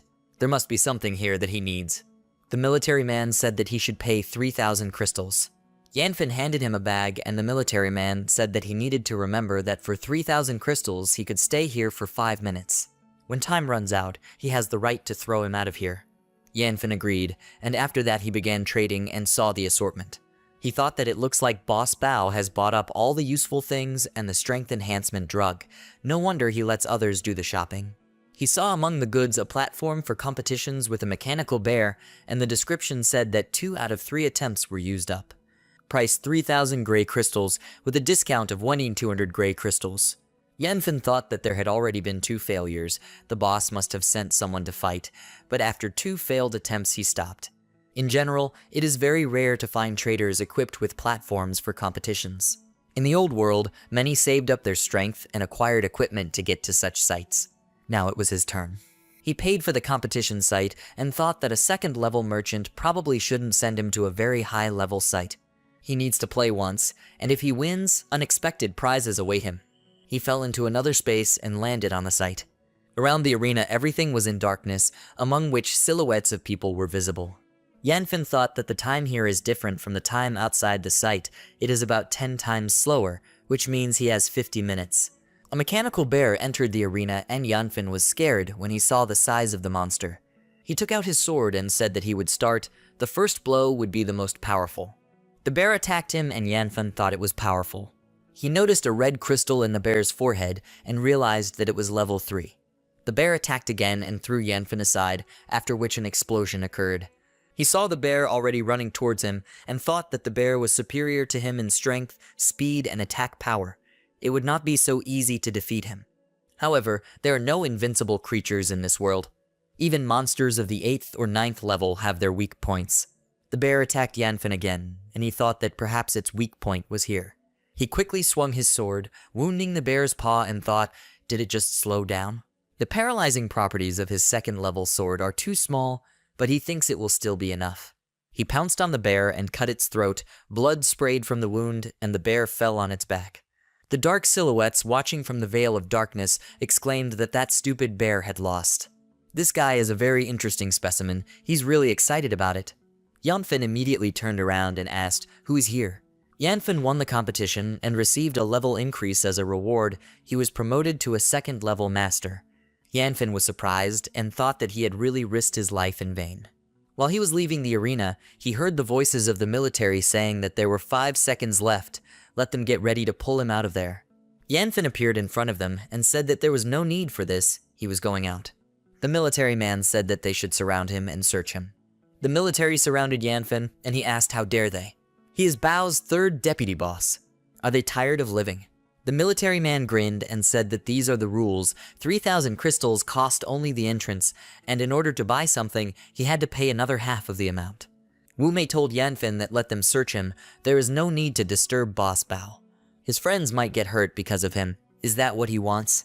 Yanfen replied that what he hates most are people who try to threaten him with the lives of his friends. He didn't buy anything. There are no medicines that he needed.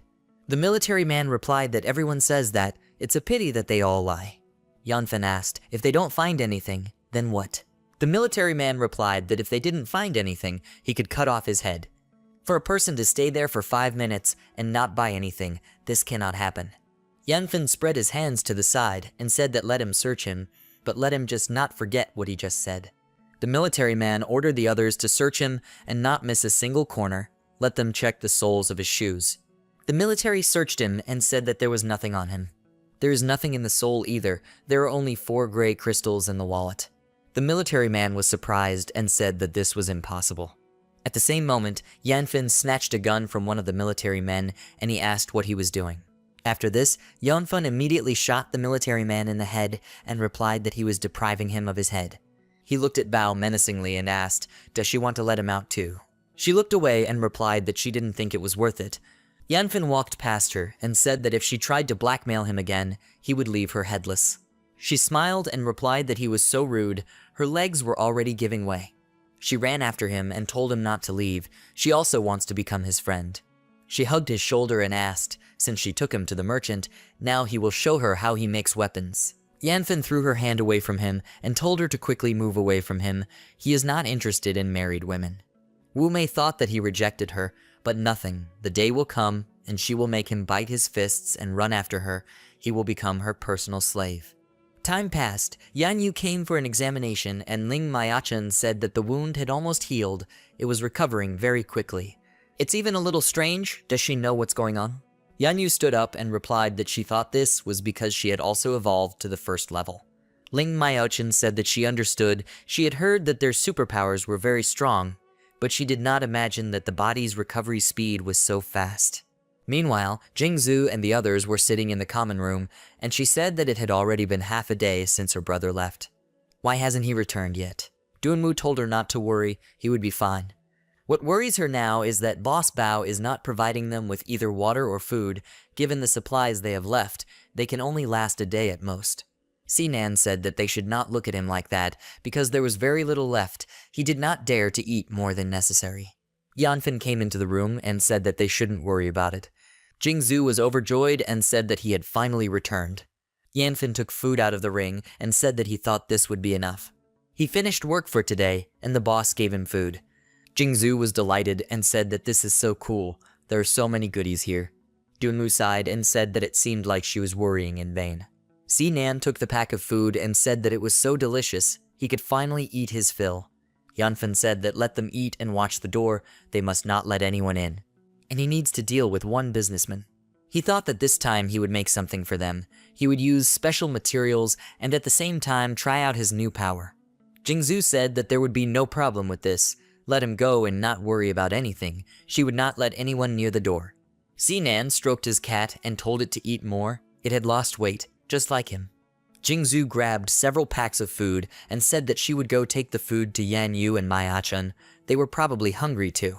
Time passed. Yanfen sat on the bed and thought that the craftsman's profession includes 9 levels, from 1 to 3 beginner, from 4 to 6 intermediate, from 7 to 9 highest. In a past life, only one person was able to achieve the highest level, and the super fortified fort created by him was a real impregnable fortress. Even other people with superpowers were unable to do so. Thanks to this, he occupied a special place among all other leaders of the strongest bases. What base doesn't want to become a super fortified fort? In this life, he will succeed. A level 1 artisan can use special rare materials to create unique weapons. A second level artisan is able to make something unique and special from the most ordinary raw materials, and if he supplements this with rare materials, he will get a high level product. He looked at the crystal and thought that it was a red refined stone that he found in a pile of trash today. It belongs to the second type mutation. If the merger is successful, his sword will not only advance to the second level, but may also acquire new properties. He started merging, his sword changed shape, and Yanfen thought, why didn't there be any changes? Did nothing work out? He waved his sword and flames began to emanate from it. Yanfen thought that it turned out that this was an extremely rare fiery mutation. In a past life, such an amazing weapon was valued at 100,000 white crystals. Meanwhile, Boss Bao was sitting in the office talking to Gao Liang. He said that today's weapons are of relatively good quality, but this cannot be used for long. When they run out of firearms, they will equip everyone with a sword to slaughter the vile zombies. Gao Liang asked, is it true that when this guy makes them 100 swords, they will give him a drug to increase his strength? After all, it costs 100 white crystals. Boss Bao laughed and asked, how can he? This is his drug after all. They will wait until he makes 99 swords, and whatever he does after that, he will say that it is not of good quality. 7 days passed, Yanfen made swords and thought that one more batch and 100 would be ready. From the remaining materials, he can only make equipment in the form of light armor. He hid the armor and thought that it was time to exchange high-quality items at a low price, which happens at the ring once a week. Last time he received a craftsman's card. What luck will he have this time? He reached the room where the merchant was, and the guards greeted the third deputy. One of them said that according to the old rules, entry costs 3,000 gray crystals. Yanfen gave him a bag of crystals, and the guard thought that the third deputy had a good reputation. Without paying a penny, he would receive the strength-enhancing drug tomorrow and leave. Yanfen approached the merchant and began trading. He saw that all the goods had been purchased and used his ring, hoping that it would not let him down. A card appeared in front of him, and Yanfen was very surprised, thinking that in his past life, this card of the perfect sage was one of the rarest. A perfect sage of the 8th level is able to revive the dead. The almighty bases fought for the person who possessed this card. Yanfen finished trading and thought that he should definitely persuade Ling Maochen to go with them. This time, the perfect sage card would suit her. The strength of their team will increase significantly. Let Xiao wait for him, he will soon break his neck. Suddenly Bao came up to him and said that she had searched him. Meanwhile, someone knocked on the door of the room where Yanfen's friends were, and Jingzhu said that her brother had returned. Lin Maochen asked, is he so early today? Jingzhu opened the doors and saw Gao Liang there, and then asked, why are they here? Where is her brother? He replied that she would soon see her brother, but now she belonged to him. He ordered his subordinates to capture them. Let them catch everyone for him. He will love everyone and will not miss anyone. Jingzhu ran back, and the man told Yan Yu that they had met. He will take revenge on her for his brother Han Liang. Yan Yu took out a gun and told them to stand still. If they move, they will be left without a head. Yanfen is actually the third deputy, and they are his friends. If they touch them, he will smash them. The man also pulled out a gun and said that she had a gun in her hands, but they were also armed. Gao Liang said that she still won't harm him. His skin is like stone. Let her stop fooling around. Yan Yu shot him in the shoulder and said that they would see about it. The bullet stuck into Gao Liang's stone shoulder, and he said that she was brave. He got angry and said that this is a second-level weapon. This Yanfen has hidden such a treasure. Gao Liang immediately attacked Yan Yu and quickly disarmed her, saying that she was so slow. Without this weapon, she is not capable of anything. He grabbed her by the throat and told his subordinates that some girls wanted to make them. Let them catch them. Whoever catches whom is the prey. The girls took out daggers and told them not to come near. Duanmu thought that she knew their weak points. The glasses given by Yanfen would help them. The man grabbed Ling Maochun's hand, and she told Si Nan and Jingzhu to quickly find Yanfen and run. The man grabbed Jingzhu and asked, they think this is worthless trash. Si Nan, is he capable of anything? Even if 500 years pass, he will forever remain trash. Jingzhu started screaming, asking to let her go, and Si Nan became very angry. He ordered his cat to bite him, immediately after which Cixi rushed at the man and scratched his face. Gao Yang cursed and told him to stop. Duanmu and Sinan turned around and saw that he grabbed Yan Yu and Ling Maiyaqin by the neck and pressed them tightly to the floor.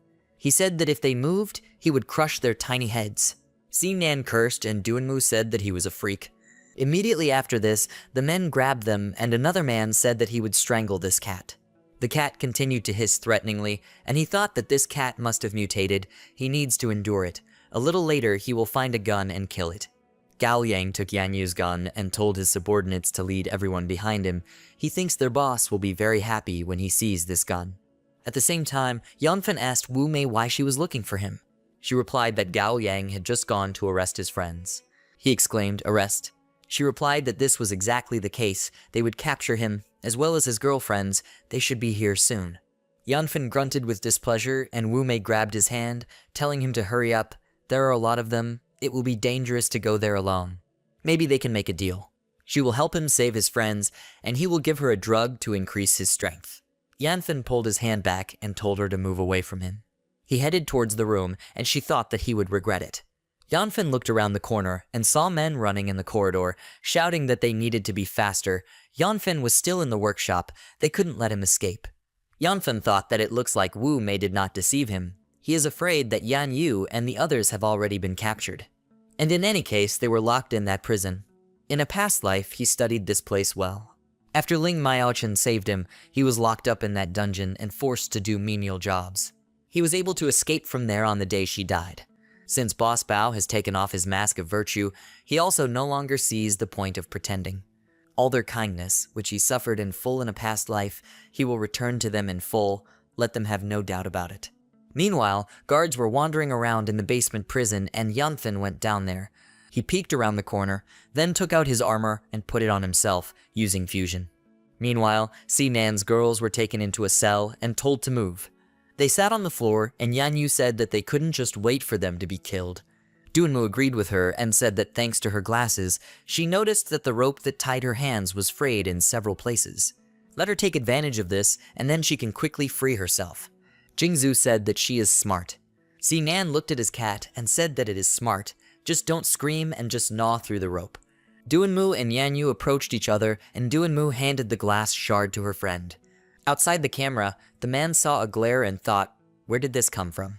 He suddenly opened the doors and saw that they were trying to cut the rope. Then he threw them to the ground and said that the two of them wanted to escape. Yan Yu hit him on the leg and asked how dare he raise his hand to a woman. Meanwhile, Cixi chewed through the ropes and Sinan said that this was an excellent job. He threw himself on top of the man and said that he should not offend the girls, let him die. At that same second, another man ran into the cell and pointed a gun at Sinan, telling him to stand still. If he moved, he would shoot him. The man hit Sinan and said that he dared to hit him. He will not finish until he beats him to death. Cixi ran up to them and meowed threateningly. The man noticed it and told his friend that he should give him a gun. He pointed the gun at the cat and told Sinan that he would finish off its little creature. Sinan covered Cixi with himself and told him not to touch it, but at the same moment the man fired and the bullet hit him in the shoulder. Sinan closed his eyes in pain, and the man said that it was his turn first. Duanmu shouted that he should stop. At the same moment, the door swung open with a bang and a shoe flew into the man's face. He turned around and asked who threw the shoe at him. Yanfen appeared in the passage and said that it was him. He thought that he would find him as soon as he finished his work, but he did not expect that he would come to him himself. Let him prepare to die. The man said that it is still unknown which of them will die. Other men with guns ran up to Yanfen from behind, and the man told them to shoot. Yan Yu shouted to Yanfen that let him go. He can forget about them. Jingzhu agreed and told him to run. 2 bullets immediately flew out at Yanfen and his sword caught fire. Then he cut the bullet and asked how he could hide. The men were very surprised to see this and started shooting at Yanfen again. With light swings of his sword, he tore apart their bullets, and Sinan said that he was not a man. The bullets did not take him. Yanfen swung his sword again and, cutting off the heads of the guards, told them to die. Duanmu was surprised and said that he was strong. Lin Maiyaqin asked, is this his real strength? Meanwhile, the man took Jingzhu hostage and said that he should let him go or she would die. Jingzhu called out to Yanfen and he was scared, but then he noticed that Ling Maiyaqin stood up and attacked the man from behind. She hit him on the leg and told him to get away from her. The man fell to the floor and Jingzhu ran up to Yanfen, but at the same moment the man pointed a gun at her and told her to die. But Yanfen was faster. He cut off his hand and said that he had no chance. After that, he stabbed the sword into his forehead and told his friends that they were cutting off all ties with Boss Bao. Let them prepare to leave the base. Suddenly, the boss's voice was heard. He asked, "Do they want to escape? It won't be that easy." He appeared accompanied by his deputies and assistants and told Yanfen that he had treated him so well. And he took and killed his men. Gao Yang asked why waste time talking to him. One blow and their little brother will be avenged. Yan Yu took out a pistol and said that whoever pulls it will be left without a head. Sinan used his protective shield, and Duanmu scanned the area and identified weak points. Boss Bao took out a cigar and told Yanfen that he appreciated his courage and was willing to give him another chance. He will forget everything that happened, and if he hands over one of his team members to him, then he will continue to serve as his third deputy. Yanfen replied that this was a sensible proposal. They have the strongest weapons in their arsenal, people with superpowers, and he only has a few girls and a chubby man. Now getting into an argument with him is like trying to break through a wall with your head. The girls were surprised, and Yan Yu said that let him let her go. She owes her life to him. Sinan thought that he was completely worthless, especially since he deliberately deceived them and led them to this base. Lin Mayachin said that she would go. She joined the team later than everyone else, and in fact, is still from this base. Yanfen looked at his weapon and said that there was no need for them to compete. He just said that it was a good offer. Duanmu called out to Yanfen and pointed to the wall, and said that she had found the weak point of this wall. The transverse axis is 3 meters. The vertical axis is 2 meters. Yanfen quickly swung his sword, hitting the wall, and said that he would never give up on his friends. He punched a hole in the wall and pushed Jingzhu towards the exit, telling her to run. The girls were happy and thought that he would not leave them. Boss Bao ordered to open fire. Let them shoot. If they can't be captured alive, let them kill them. They can't let him go. Sinan put a shield in front of the hole and told them to run. He would cover them. Gao Liang pounced on top of him and said that he would see if he could resist his blow. Sinan was scared, but at the same moment Yanfen jumped out in front of him and told Gao Liang to die. Gao Liang dodged and said that he was just in time. After these words, he used his powers and attacked him with an earthen pyramid. Yanfen quickly jumped to the side, then grabbed his sword tighter and rushed towards Gao Liang. He swung his sword and wounded Gao Liang in the neck. He exclaimed, "How dare he hurt him? His superpower is level 1 Earth." Yanfen quickly jumped to him and said that he was no longer destined to find out. He killed Gao Liang and looked at the gun he fired.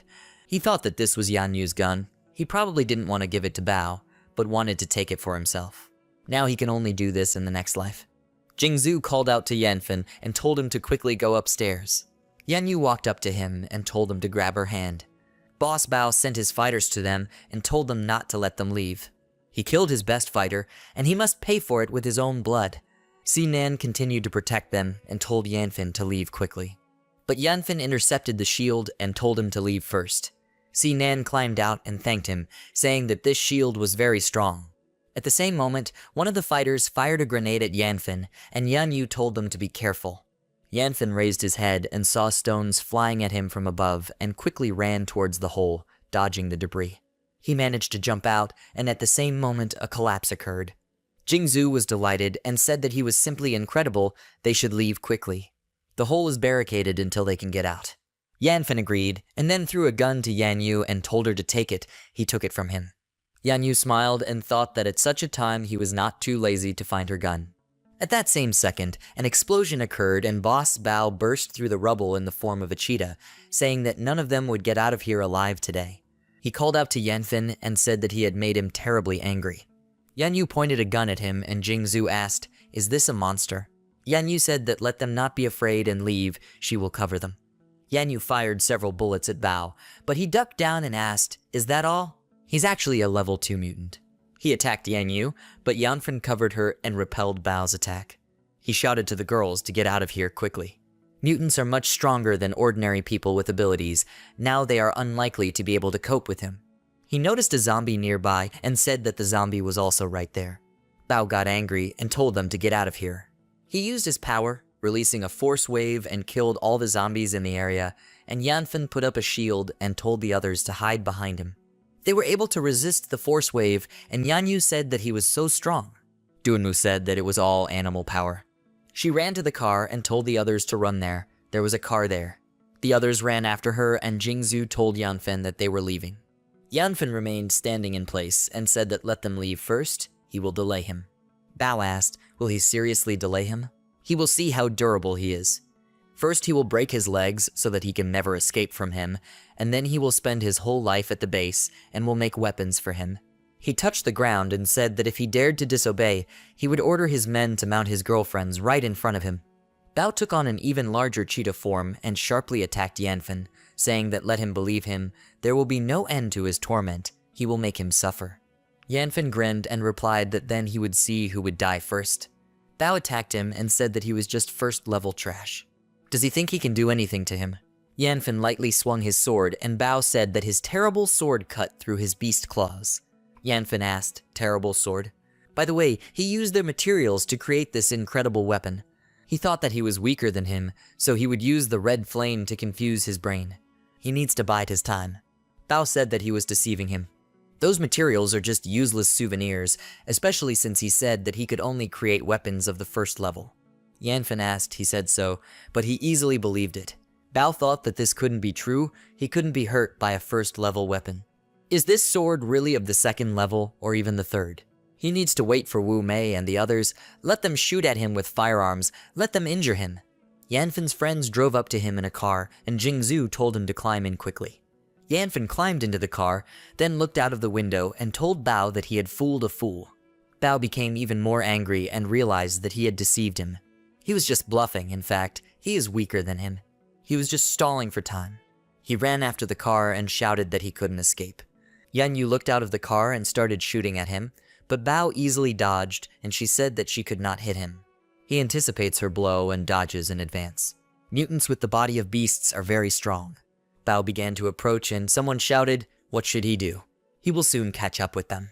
Yanfen told Duanmu that let her go to the city center, they would go to the very den of zombies. Nan asked, what about them? Won't they drive themselves into a trap? He looked out the window and said that he was already very close. Duanmu said that Yanfen suggested that the zombies block his path. Yanfen called her smart and said that zombies below the first level would not be able to crash their car. In front of the car, they saw zombies and Duanmu asked how many there are there. Yanfen said to let her ride through them, and she obeyed, knocking the zombies out of her way.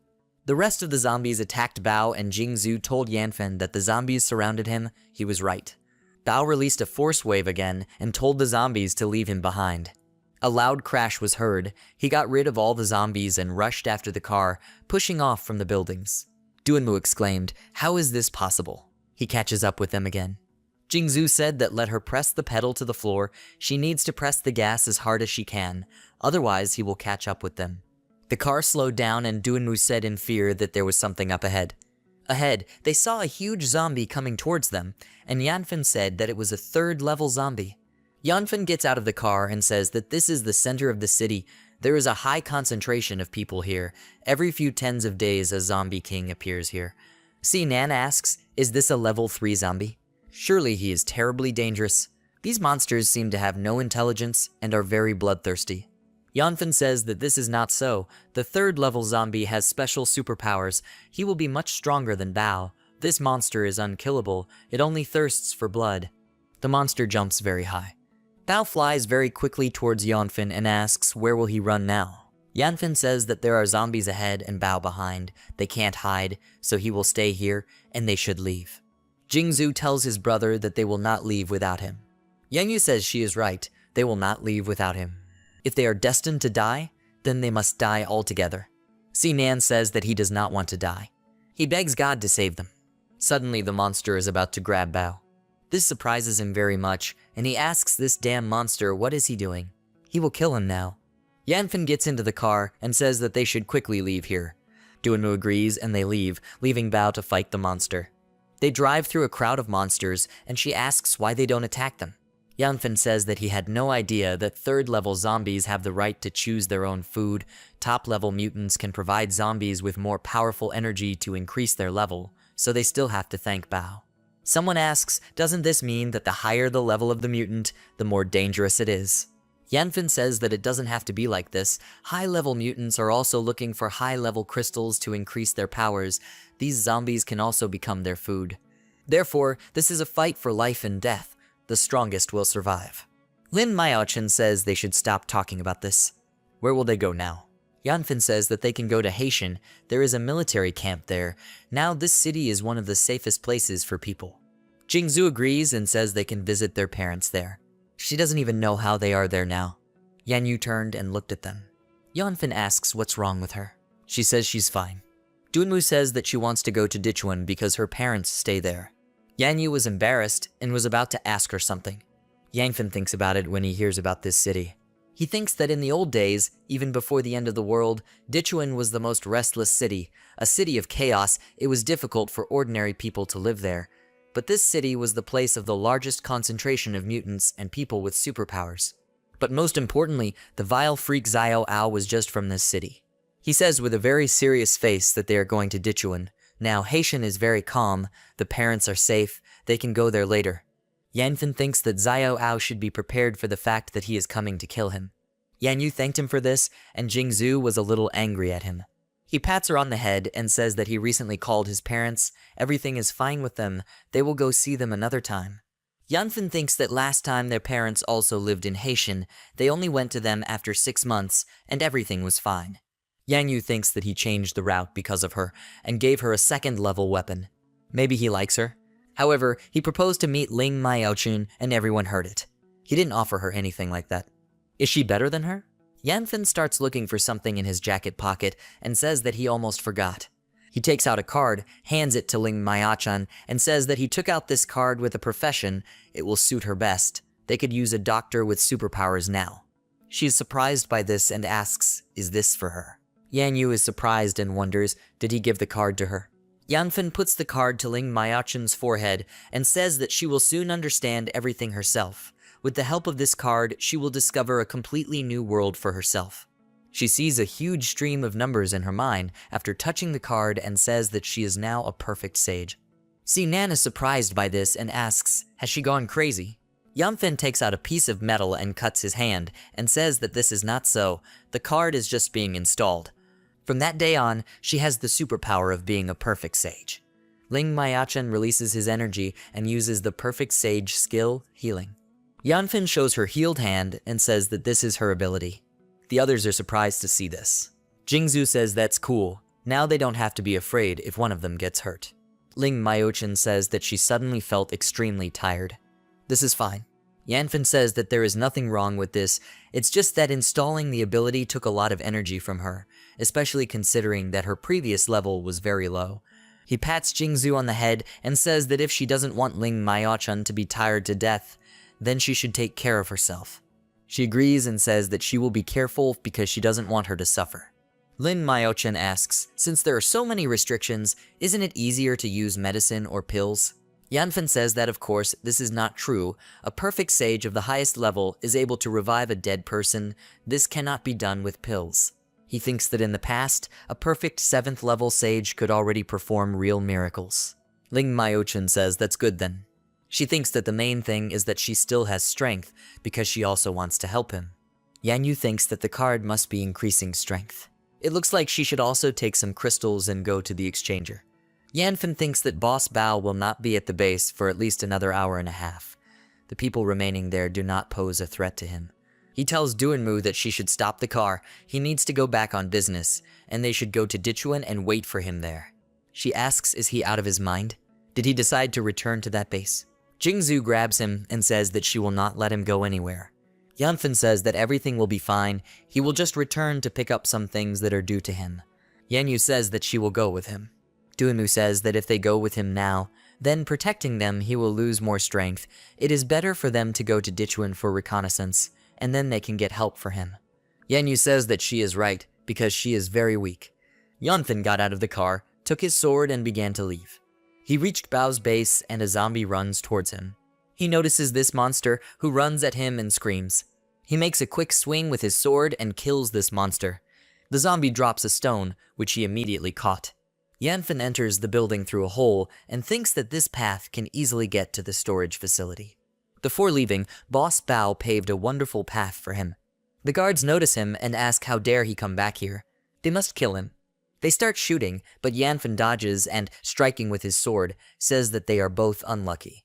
He defeated the two guards and walked past their bodies. He says that this door is not a barrier for his weapons. He strikes with his sword and destroys this door. He goes into the supply store. He says that in this boss's vault, Bao will now belong entirely to him. Yanfen strikes several times with his sword and destroys the vault doors. He thinks that it turns out there are 2 more level 1 pills here. He draws these items into his ring and thinks that, however, Boss Bao managed to stock up on a considerable amount of different weapons and crystals in the few days after the end of the world. This is probably because he accidentally started the deal and knew a lot of things from there. He definitely needs to move up a level. The ring is already almost completely filled. He says it's time to arrange fireworks for Boss Bao. He uses his energy on objects that he lifted with his energy. Yanfen creates a bullet and thinks that becoming a 2nd level master is really worth it. This bomb is oblivious to physical impact. A badly wounded Bao enters the room and asks if it is him again. Has he completely lost his fear? What does he do with his things? Yanfen says that he returned quickly enough. 2nd level mutants are indeed capable. He jumps up, transforms, and says that he should put his things back. Yanfen shoots fire with his sword and says that he wouldn't even think of doing that. He is wounded, and his days are numbered, because now he will kill him. Bao throws a punch, but misses and says he's fine. Even if he is wounded, he has enough strength to kill him. He continues to throw punches and says that he will crush him into the ground and his girls, one by one. Yanfen says he should shut up. He can't say that about his friends. He strikes hard with his sword. Bao notices that he broke his nails and thinks that because of the wounds, his claws have become weaker than the blade of his sword. He needs to get out of here. He runs away and says that he will have to leave him, but next time he will definitely kill him. Yanfen runs after him and says that it is too late to try to escape. Bao turns to him while running away and asks him not to come near him. He strikes with his sword and was able to wound him. He strikes again with his sword and pierces his body. Bao fell to the ground and his body was transformed into a normal one. Yanfen says the good thing is that he saved his bomb. A test tube with liquid fell out of Bao's pocket. He picks it up and says it's a level 2 strength enhancing drug. He didn't think he would carry it around with him. He didn't even hide it in storage. He drinks the liquid from this test tube. A strong energy appears around him and Yanfen says that he feels a new force bursting into his body. The 2nd level allows him to compete with eminent masters. He starts running very fast and says that he needs to catch up with his friends. He jumps up and swings his sword. He defeats the zombie that stood in his way with one blow. Yanfen turns around and notices a motorcycle standing not far from him. He says it's great. He rides off on this motorcycle and kills the zombies that stand in his way. He drives through the city and sees smoke behind the roof of a house. Yanfen thinks that it can be safe here. During the end of the world, laws no longer exist. Now in this world, all people are victims, who in 1 second can become cruel monsters. No one knows what they are capable of. He notices that his ring is reacting and realizes that this means there is a cellar nearby. He notices traces of car wheels and wonders if someone has already been here. Regardless of whether there is anyone here or not, he cannot help but look at the merchant. What if he manages to get something useful? This will be his advantage on the trip to Dichuan, and then Xiao Ao will have fewer trump cards left. He is surprised to see the car the girls were driving. Yanfen stopped next to the car and asked why they decided to change the route. Did something really happen to them? He thinks that the motorcycle is very loud, so it will be better if he follows in their footsteps on foot. Sometime later, Yanfen sees a large number of people gathered on the street. He notices that they have tied the man to a post. He wonders, is this Sinan? Why is he there, and where are the girls then? These people are not mutants at all. They are just ordinary people. Are they really like those people from the past world who ate human flesh? He jumps towards them and thinks that in this case, he will have to kill them. He will not waste his time. He flies, swinging his sword. Sinan notices him and says that he doesn't need to do this. He shouldn't kill them because they are good people. The guy says he has to stop. His name is Lai Daniu. They didn't want to tie up his friend. They were forced to do this, the new village chief said. The guy standing next to him says that the headman said that if they don't tie him up, he will activate the magic tree and turn them into zombies. Yanfen frees Sinan and asks what kind of magic tree is this? Where are his girlfriends? When he was released, he immediately ran and said that there was no time for this tree now. First, they must save the girls. He must save them quickly. The new headman took them to his place. He must run after him faster. Yanfen runs after him and asks what happened here. Sinan says that in fact it was like this. They were driving in a car, but suddenly someone ran out in front of them and they hit the girl. Dumu says that she jumped out very suddenly. Sinan gets out of the car and asks if she is okay. Hit hard. The girl grabbed his leg and said that everything was fine with her. But her father is dying. She begs him to save him. Yanyu says they don't have time for this, they have to leave here. The girl says that she will not leave, they must help her. She asks them to save her father. Jingzhu says that she feels very sorry for her. Maybe they can help her. Ling Myochen says that she feels that her strength is now enough to cure her father. Duomu says that especially since she knocked her down, it's their fault. Yanyu agrees and says that they should not linger here. The girl thinks that another batch of idiots has fallen for her trick. After some time, they came to a large tree. The girl says that her family lives on this mountain. She is grateful for their kindness. Lai Danyu looks at her and thinks that this girl is becoming more capable every time. This time he managed to bring several girls. He must urgently inform the headman about this. Who knows, maybe he will get lucky. The girl says that this is her house. Her dad is inside. Yanyu looks around and says that although there are no zombies in this village, it is still very uncomfortable to be here. The girl enters the house and tells her dad that she has returned. The man coughs and says that he cannot get up and all because of his illness. Ling Myochen uses her energy and says that he need not worry, she will cure him soon. The man notices the radiance of her energy and realizes that they are not ordinary people. He sat up and said that the cough was gone. He really felt better, she is a real doctor. The girl says that she is grateful to them. They are really good people. Jingzhu pats her on the head and says that her father is feeling better. Some other time they can go for a walk together. Ling Myochen thinks that using her superpower would be a very exhausting task for her if she were as strong as Yanyu. She grabbed her head and said that she was a little tired, so they should go. The man asks them to wait. Jingzhu says that since he feels much better, then they will go. A crowd of men enter this house, kicking down the door. The man says that they heard that there were guests in their village. The man asks the headman to let them go because they are really good people. They will lure someone else. Yanyu realizes that this is a trap. That's why he had a strange look, as if he wanted to tell them something. The headman says they must capture them. He'll have a great time with them tonight. The man got out of bed and asks him not to do this. The other man hits him and Sinan asks, what are they doing? Yanyu points a gun at him and says that if he tries to do something, there will be nothing left of his head. The man raised his hands and said everyone should stop. No one should move. Or do they want him killed? Another man with a knife was able to sneak up behind them. He grabs Jingzhu and says that they must stand still or he will kill this girl. She had to throw the gun at him immediately if she didn't want to see him kill her in front of their eyes. This guy should give him his shield quickly. Yanyu immediately put her weapon on the ground.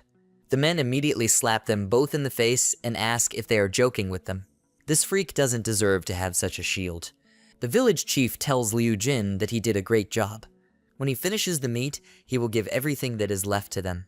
They must take the girls to his hut and tie the guy at the entrance to the village and burn him. The man grabs his leg and asks him that he didn't do this because they saved him. Moreover, there is a doctor among them. She can help the seriously ill residents of their village. The headman kicks him and says that he must leave here. Did he decide to tell him what to do? Liu Jin must tie up his daughter and take her to the sacred tree. If he doesn't roast this guy before he returns, the sacred tree will tear her daughter to pieces. Did he understand it? Currently. Sinan curses loudly. Yanfen asks, what is it? He says that he does not know where the new headman's house is. The man runs to them and says that he knows and will show them the way. Yanfen asks why should he believe him. His friends got into trouble because of him. The man apologizes and says that he sincerely regrets this. That girl cured him. He cannot pay evil for good, and besides, his daughter's life is in his hands. He runs further and says that they must go faster. The headman can control the sacred tree. If they don't hurry up, they might be late. Yanfen asks what kind of sacred tree is this? The man says that this is an ancient tree that has protected their village from generation to generation. If you pray to the tree, you can get rid of the disease. However, not long ago something happened to the sacred tree. It suddenly rebelled against the inhabitants of their village. The tree began to kill them. But when a new head appeared in front of the tree, it suddenly stopped. From that moment on, All the other residents of their village began to respect him, made him the new head of the village. They believe that he can control the sacred tree and save the village from misfortune. Yanfen thinks that apparently the so-called sacred tree went crazy after using the dark seeds. It turned into a mutant tree. But ordinary people cannot control mutated plants, unless the new village leader is a person with superpowers. The man points to the house and says that the hut of the new head of the village is located there. Sinan asks him to wait for them. Yanfen doesn't listen to him and kicks down the door of the hut with his foot. The man says that they should not break in there because there may be a lot of guards there. Sometime later, the girls stand in their underwear against the wall and their hands are tied. Yanyu lies on the bed with his hands tied.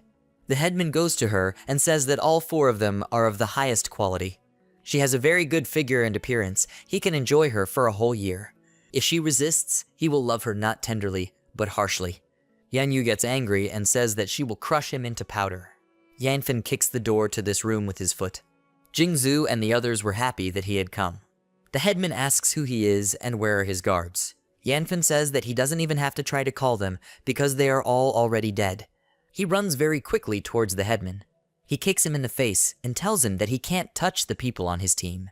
He starts to free the girls and says that they better get dressed because there are people outside and he doesn't want them looking at them. Yanyu looks at him and thinks that he just called them people from his team. That is, she belongs to him. Yanfen puts the blade of his sword to the headman's throat. He was very scared and says that he should listen to him. He doesn't need to do this. He shouldn't kill him and they should talk. Yanfen asks this coward how can he not be the chosen person with superpowers? Why is he deceiving the inhabitants of this village? The headman takes out a pistol from behind his back and points it at him and says that he will do what he wants. He will send him to hell. Yanfen strikes with his sword and cuts off the hand in which he was holding the gun. The man asks him not to kill him. He begs him to stop. Yanfen says he can't control the tree. They don't need to be afraid of it. Someone says that this man is not afraid of the sacred tree, but that it will kill his daughter. A man holds a knife to the throat of a girl who tells her dad that she is very scared. Liu Jin says that he must quickly let the headman go, otherwise he will kill the girl. The headman says that he never doubted him. The man kneels down and asks him not to do this. Yanfen swings his sword and says that he must die. Liu Jin raises his knife and says that if she moves again, he will stab her. Yanfen stabs and cuts the throat of the village chief. Liu Jin immediately strikes the girl's shoulder area. The man runs towards her and loudly calls his daughter. He lifts her up and asks the doctor to save her. Lin Maiochin says that he need not worry. She didn't meet anyone she couldn't save. Yanfen says that he can entrust his daughter to her and not worry about anything, but he should go and gather all the residents at the central place in front of the sacred tree. The man runs away and says he is grateful to them. He'll be back here quickly. Yanfen turns to the headman and says that he doesn't have to pretend to be dead because he didn't hit any vital organs. He will be their guide. They say he can control the sacred tree. Is this true? He decided to give him this opportunity. The elder gets up and tries to escape. Sinan hits him on the leg and says that he is not interested in what he has to say. He must do what he is told. Sometime later, they come to the sacred tree. They see a merchant. Yanfen thinks that before entering here, he felt the presence of a merchant. It turns out it was him. He didn't think that he would be a second level. Duamu says that this tree seems to be 3,000 years old. According to legends, 1,000-year-old trees can have a spirit. Although there is no scientific proof of this, there are indeed records of this in research. Jingzhu says that there is someone under the tree. Why is he not afraid of the tree's wrath? The headman says that it was him. It was this guy who ordered him to do evil things. He made him do it. He thinks it looks like they don't know this guy, then he will put all the blame on him. Yanyu says that this is not a person, but a merchant. If she has the crystals, she can start the deal. When they first met her brother, there was a salesman there too. Moreover, they are not able to think, so they cannot force anyone to do evil. Sinan notices the people and says that all the villagers are already here. Yanfen says that's great. People notice the energy around the tree and say that it has gone wild again. They must run away from here faster. The new head of the village controls the sacred tree. They must run away, otherwise they will all be killed. The headman thinks that he will stand his ground to the last and will still scare them. He says that now he knows how strong he is. If he doesn't let him go, he will order the tree to destroy them. Yanfen pushes him towards the tree and asks if this is true. Then he should go further and he will see what he can do. The villagers say things are bad. This guy went crazy. He let the new head go free. The tree releases a very strong beam of energy. This beam pierces the headman's body right through. The residents are surprised and ask, did the sacred tree kill the new head? Really can't control the tree. Yanfen asks, did they all see this? This idiot can't control the sacred tree. Only he can stop the wrath of this tree. The man asks, can he really do this?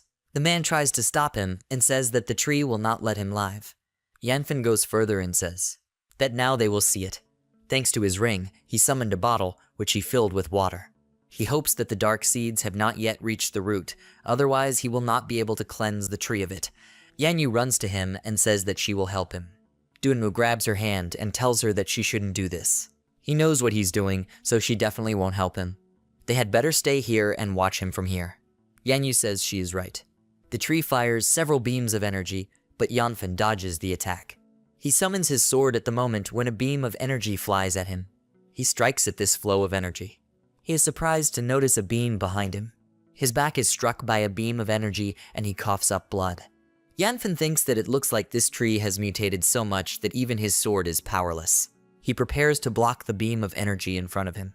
He is surprised to notice that the beam of energy in front of him is not attacking him, but the beam behind him is flying at him. Yanyu fires his gun and saves him from being hit. She asks, if only a bullet can cut the roots of this tree, to what horrific level has it mutated? She is surprised to see something strange. She sees several roots flying towards Yanfen and says that he should quickly escape from there. He jumps and dodges several roots. He pours the liquid on the tree and says that if he cannot destroy it and cannot escape either, then he will have to take extreme measures. Water hits the tree and this causes a large amount of smoke to appear. The energy of the tree gets out of control and Yanfen goes towards the tree. He approached the merchant and said that he wants to start a deal. He turns around and thinks that he does not know whether the purified water will have an effect, but for now he can protect himself from more blows from the tree. The tree falls with a very loud crash. Yanyu asks why it suddenly became so quiet. Did he succeed? Jingzhu says that he is her brother. She has no doubt that he will succeed. Dunmu approaches the tree and thinks that she feels sorry for this tree. It has finally been freed from this horror. Residents say the sacred tree has calmed down. Can that young guy really control a tree? This is true? Is this really not a dream? But where did he go? Yanfen moved to the space with objects. He thinks that there are a lot of useful things here. There are even 2 cards with professions. It seems that this crazy tree protected this merchant well. Of course, the prices here are high. The price of each new level is different from the price of the previous one. Fortunately, he collected a lot of things from Boss Bao. He received 40,000 gray crystals and 4 white ones. In the system window, it is written that he is buying 2 strength increasing drugs, 5 first level healing drugs, a second level strength increasing drug, a first level air defense card, and a first level elf card. Yanfen thinks that with the help of the air defense card, you can control the air and various properties of space. At the first level you can teleport. This is just right for his sister. And Dunmu had the elf card last time too. In the system window, it is written that 41,880 crystals have been spent, 30 crystals and 4 white crystals remain. Yanfen asks, is this all that remains? In order for everyone to move to the next level, there is still a lot missing. It seems that after arriving in Dichuan, everyone must be forced to earn crystals. He returns and thinks that he needs to deal with this sacred tree. He looks at the tree and says they should continue. He is surprised when he realized that the tree is not attacking him. The villagers kneel before him and tell the great prophet that they will worship him. He saved their village. Dunmu says he made the tree stop.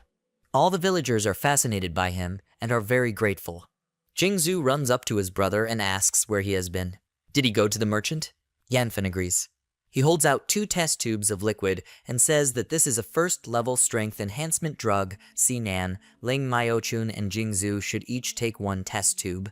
He hands another test tube to Yanyu and says that this is for her, a second-level strength enhancement drug. At high levels, fighting becomes even easier. They thanked him and began to drink the contents. Yanyu wonders, did he buy such an expensive drug and give it to her? He definitely likes her. Sinan says that this is very exciting. He is very grateful to him. Yanyu is surrounded by very strong energy and says that she feels the power filling her body. Ling Myochen says that her weakness has completely disappeared. Is this how the effect of this drug works? Jingzhu asks her brother why she doesn't feel anything. Sinan says that he feels like he has grown muscles. Yanfin takes out a card, pats her sister on the head, and says that she doesn't have to worry. This card with a profession is also for her. Now she can teleport in space and even fly. From now on, she can't be afraid that someone will grab it. Jingzhu says this is very cool. She knew that he loved her. Yanfin takes out another card and tells Duanmu that he thought that the elf card would be very suitable for her. With this, she will be able to communicate with plants and change properties. He thinks she will really like it. Duanmu says that she is grateful to him. Now she will also be useful for the fight. They both activate the cards he gave them. The tree says that before that it was completely confused and could not control its superpowers, and when it came to its senses, it discovered that the new village head was harming the residents, hiding behind his name, and now his friend also wanted to gain control over him, so it got very angry.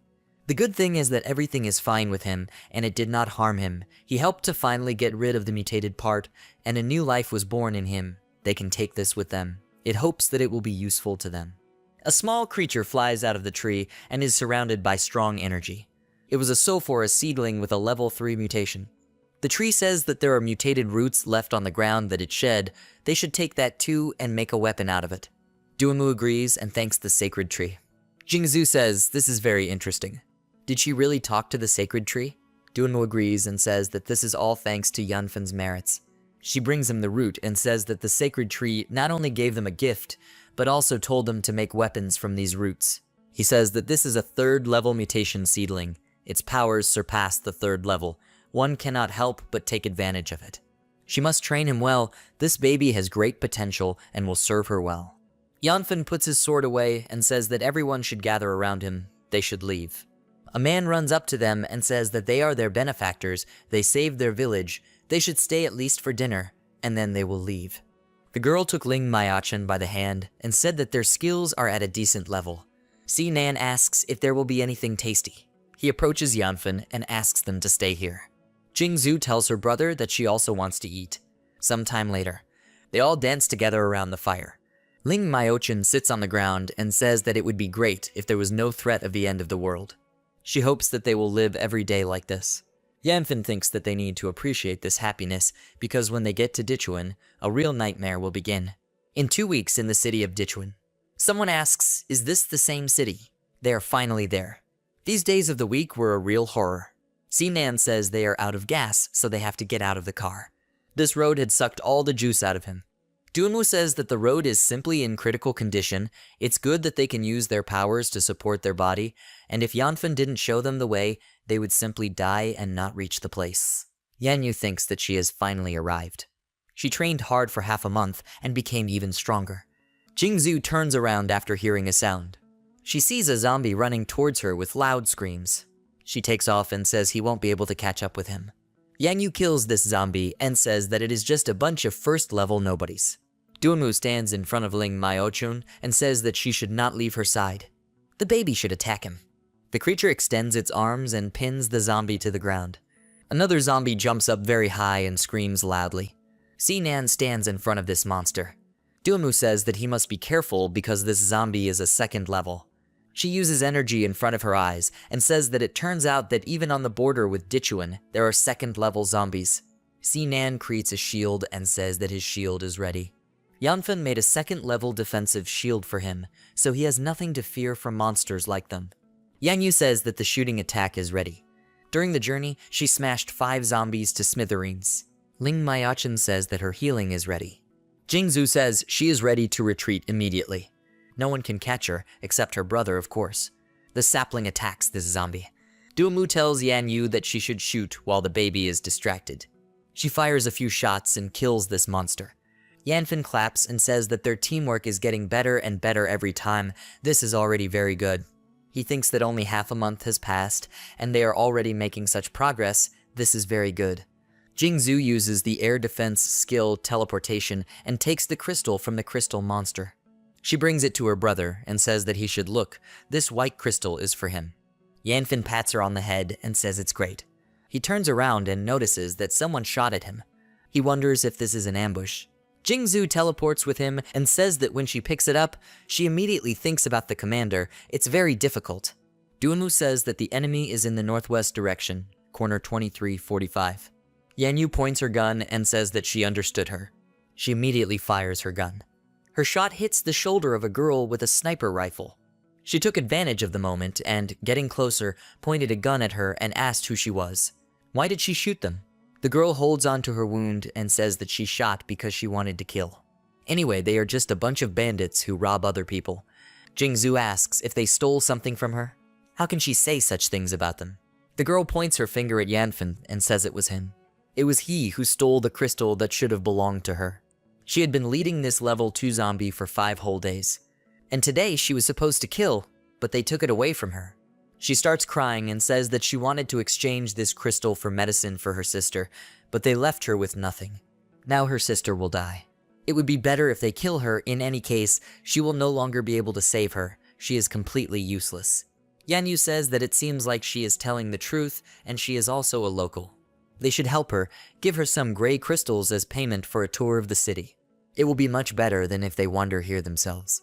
Yanfian remembers what happened in a past life and thinks that these are beautiful sisters. In the past in Dichuan, there were indeed 2 very brave and strong sisters. They both had powerful superpowers. This is definitely not a coincidence, is it? He asks what is her name. The girl says that they can kill her, but she, Chu Zaiaoan, is not going to ask for mercy. Yanfen wonders, is it really her? This is real destiny, a real miracle. He asks, her sister's name is Chu Zaiaoan, right? Chu Zaiaoan asks how he knows her sister. Yanyu wonders how he knows the name of this girl's sister. Now they are approximately 1,000 kilometers from Dichuan City, and judging by her gaze, she is seeing Yanfen for the first time. How many secrets does he hide? He thinks that in the past these 2 sisters did incredible things. In general, each of them was only level 8, but together, by combining their powers together, they turned into an invulnerable thing of level 9. He will really regret it if he doesn't take this chance. Yanfen says that she should take them to her sister. They have a healer on their team with the perfect sage card. Maybe they can help her. Chu Zaiaoan replied that she would not allow the robbers to see her sister. Even if they have a healer, so what? They probably want to take her sister away from her, all because she is very beautiful. Yanfen replied that they were looking for one person in this city and wanted to cooperate with her sister. He threw the crystal into her hands and told her to take this white crystal as a deposit. Chu Zaiaoan asked in surprise, do they want to cooperate? But it's still a white crystal, and he just gives it to her. Here you can hire 5 guards with first-level superpowers for 1 white crystal. Yanfen replied that it was just a white crystal. Yanyu approached her and said that if she helps them, she will help herself. If their friend could cure her sister, she would save a lot of crystals. Besides, where will they find so many guards here? Chu Zaiaoan agreed and said that she was a local, so they could give it to her. She led them along and said that let them follow her, but only without tricks. They have enough daredevils here without them. She frowned and thought that without crystals you can't buy medicine, even if they are bad. Then let them cure her sister first, and then they will quickly deal with them. She pointed to the building and said that their underground home was there. Zombies couldn't get there, so they would be safe here. She knocked on the door and said it was her. Let them open. Yanfen noticed that the ring began to glow and thought that there was a merchant here. The door opened and Chu Zaiaoan asked Chu Zaiaoan where she had gone. She couldn't find her for 5 whole days. She was scared to death. The men behind her pointed their pistols towards Yanfen and Chu Zaiaoan asked, did she bring friends or enemies with her? Sinan used a shield and asked what they were going to do to them. Chu Zaiaoan told her sister that she had misunderstood everything. They were good people. She wanted to kill the zombies, and they helped her, and even shared the crystal, it's true. Chu Zaiaoan was surprised and said that means they are their friends, then they can open the doors. The men lowered their weapons, and she thought that if they could harm them, Chu Zaiaoan would never bring them here unless they were planning something else. She needs to look and get to know them. Chu Zaiaoan happily said that her wounds could be cured. She pointed at Yanfen's friends and said that they are here to find one person. They want to cooperate with them. Plus, they have a healer on their team with a perfect sage card, and she can heal her. Chu Zaiaoan called her stupid and said that a first-level perfect sage would not heal her wounds. Chu Zaiaoan said that if this doesn't work, they still have 1 white crystal, which means they have enough crystals to buy an antidote, and then her wounds won't hurt much. Chu Zaiaoan patted her head and said that the wounds do not bother her. Let her save this white crystal for the right time. Chu Zaiaoan got angry and asked how her wounds didn't bother her. She suffered from a 2nd-level zombie. Even if she is not an ordinary person, she has superpowers, but she will last a few days at most. The man addressed her as the second leader and told her not to talk like that, it was all his fault. He is not capable of anything. He went hunting for zombies and fell into the clutches of a second-level zombie. The main leader had to exchange all the white crystals they had for second-level antidotes in order to save him. Chu Zion agreed with him and told her sister that she should not have sacrificed herself. Yanfen thought, an antidote. It turns out that in this world merchants sell cleansing preparations. Why does he find this a little strange? Yanfen said that let them tell you how many crystals they are missing, he is ready to lend them. But he has one condition. He must use the services of a merchant. Chu Zioyan replied that there were 4 white crystals missing, that is, 4,000 gray crystals. Does he have that amount? Yanfen handed her 4 white crystals and told her to take it, let her take him to the merchant. Chu Zioyan was surprised and thought that these were white crystals, and he is ready to part with them so easily. Why is he so kind to her? He also brought her sister home. She said they didn't even know each other. Why is he helping them? Surely he has his own interests.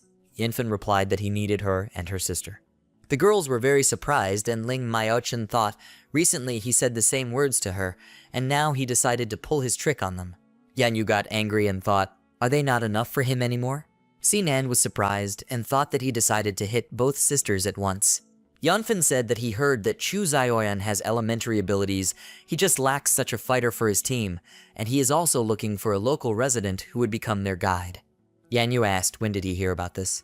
Why doesn't she know anything? Sinan said that Yanfen is cool as always, he knows everything in the world. Chu Zioyan replied that because he gave them the missing number of crystals, she would be their guide, but it was not necessary to become a member of his team. Now there are many large and small groups in the city, many strong rivals. It's not that no one is recruiting them, it's just that they themselves don't want to be under anyone's power. She led them inside and said that their merchant was this way, let them follow them. She looked at Yanfen and said that let them keep their merchant a secret, it could save their lives as well as take them away. Yanfen agreed, after which Chu Zioyan took him to the right place and said that the merchant was there. Yanfen saw the merchant and thought, is he a second-level merchant? Does he have an antidote? He told the girls that they should wait for him here. He started the transaction and saw the goods. He thought that it turns out there was a card with professions and a drug to increase strength. It seems that the people in this place are really very poor. Fortunately, during these 2 weeks, he was able to save a lot of crystals. However, he wonders if the antidote really works. He needs to take one just in case. Let Duanmu scan it. With a profession card of a pure soul, the power of the sisters will depend only on him. If they don't agree to join them, then he will give it to Zishi, but they definitely won't get it.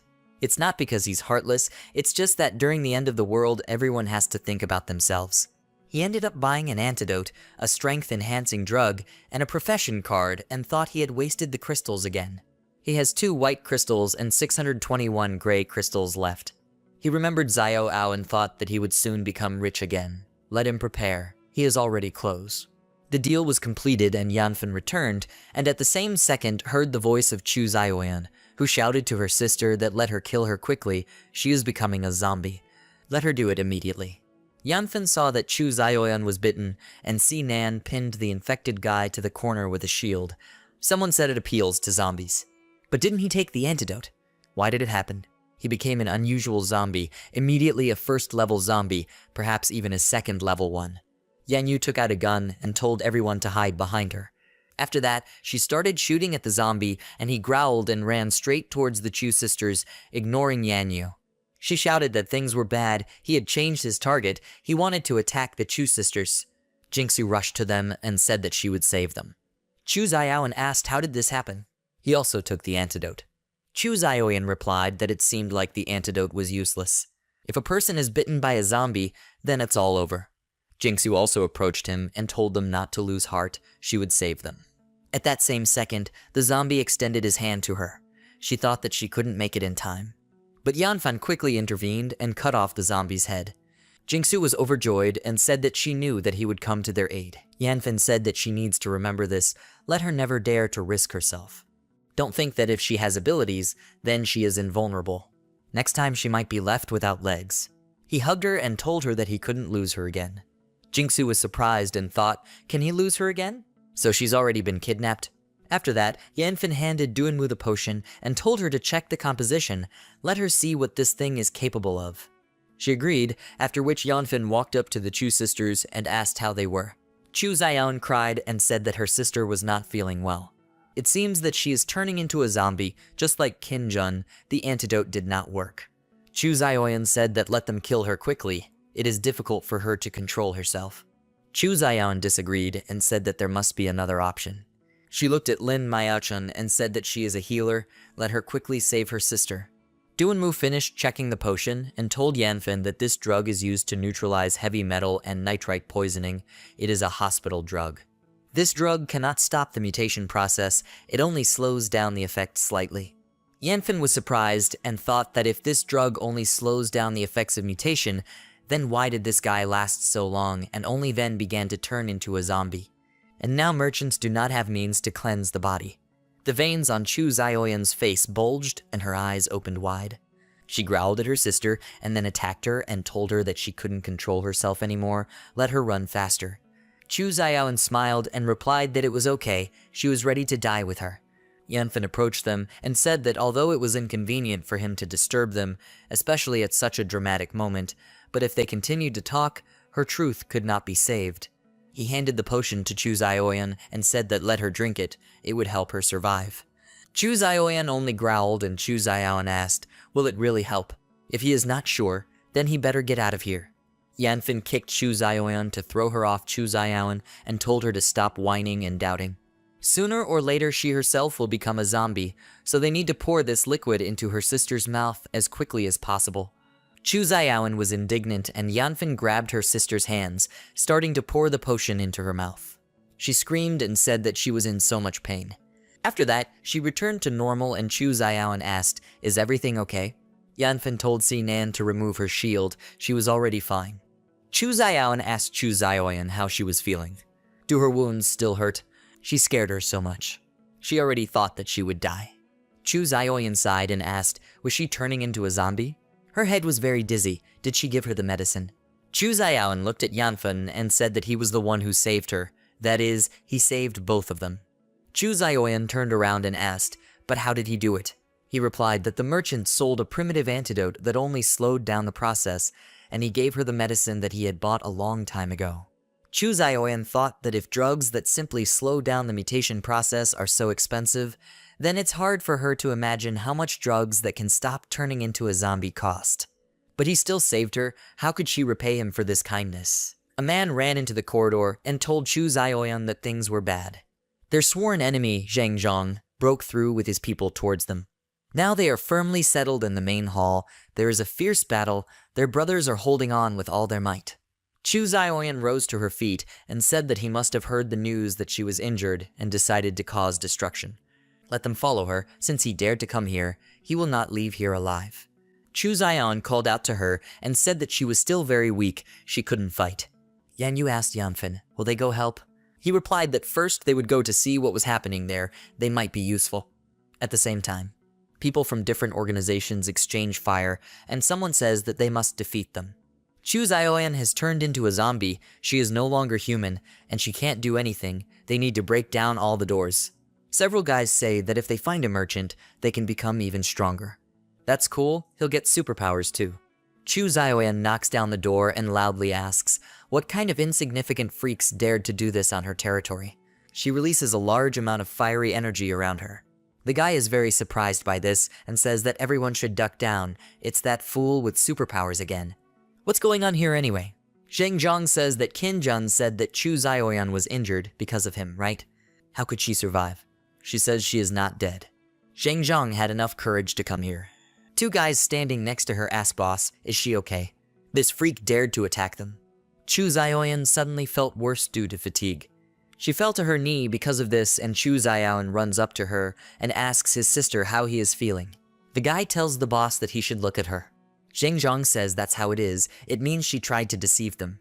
They still have a chance. They have to go on the attack, she is injured and cannot use her superpowers. They must seize it, and then their merchant will belong to them. Two guys point a gun at them, and one of them says that everyone must hold the line. They want to capture their leader. Zhang Zhang puts a gun to Chu Zioyan's head and tells her not to move. If anyone dares to move, he will cut off the head of their leader. Chu Zayaon points a gun at him and says that if he touches her, his brains will scatter all over the area. The sister must come to her because he will not dare to hurt her. Zhang Zhong throws down his gun and says that he will let her go. He turns around and says that he must eliminate her weapon. The guy fires a shot and hits Chu Zayaon's hand. The guy raised his hands and begs them not to kill them. She falls to the ground and asks them to stop now. She loudly calls Yanfen and asks him to help them. Suddenly someone gets into the guy's head. This surprises Zhang Zhong very much. He starts looking around and asks who did this. He loudly says that he must stop hiding, otherwise he will kill them. The guy next to him says he's right, he should put his weapon away and come out to them. Yanfen comes out and asks, now he's out, what's next? Chu Zayaon thinks that he really came. He came to save them. Chu Zayaon asks him to save them. These guys want to kill them. Zhang Zhong says that he is not like the people from the Chu sisters group. They can agree, he does not touch him and vice versa. How does he like such an offer? He thinks that he came out to them alone. This is strange. It seems there is some kind of catch here. Yanfen asks, is she already finished with her analysis? Duanmu agrees and says that there are only 6 people here, and the strongest among them is level 1. Zhang Zhong is surprised to see him talking to someone. He points the gun at him and asks who else is with him.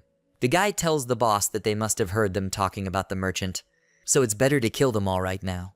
Zhang Zhong says he's right, they should shoot them. 2 hands with pistols appear behind Yanfen and the man shoots at them. Many bullets fly at the bandits. The guys start shooting back. Jingzhu teleports along with Sinan, who immediately holds a shield in front of him. These guys' shots hit his shield. She turns and tells her brother that he need not be afraid because they are here. Yanfen asks if she thinks he looks scared. The shots hit the guys who are standing next to Zhang Zhong and his head is slightly scratched. He says they dared to hurt him. It looks like he has evolved people too. Yan Yu comes out and says that as long as she knows where her target is, she can hit them even with her eyes closed. Ling Myochen says that she can do this because of her extraordinary talent, and that does not mean that everyone can do this. She leaves, releasing her energy, and says that she will go and heal the wounded. Chu Zayaon hugs his sister and says with tears in his eyes that they are saved and they are fine. Zhang Zhong asks why are there so many strong people with her. Chu Zayaon says that it is because they are very lucky. Should he say who gave him the details about her injuries and the merchant? If he tells now, then she will make his life easier. Zhang Zhong says that it was Qin Jun who told him that she spent monster crystals to buy a 2nd level antidote to save her life. It was so funny that they almost died of laughter. Chu Zayaon shoots him in the head and says that is enough, he should go to hell. She bows and thanks Yanfen for this. He saved not only her, but also her sister and all her comrades. She doesn't even know how to repay him for the kindness he showed them. She looks at him and thinks that he is very mysterious and strange. She hopes that she can trust him. Chu Zayaon says she is sorry, it was very urgent, and she was really scared. That's why she called him by name. She is grateful to him for saving them. Yanfen says that he only wanted people to survive who would help him find one person. They shouldn't thank him so much. Chu Zayaon says that of course, now they have an obligation to help find this person. But she wants to ask him something. Now there are only 10 of them left at this base. So is it okay to join his team? She thinks that he agreed to take her and her sister into his team earlier, but she doesn't know if he will agree to take ordinary people on board. If he doesn't agree, then she doesn't know what to do. Yanfen says they can join, but they will all have to listen to his orders in the future. The Chu sisters say they understand this, it's cool. He thinks that the Chu sisters, 2 strong users of elemental abilities, will also be his guides in Dichuan City. It's definitely worth the effort.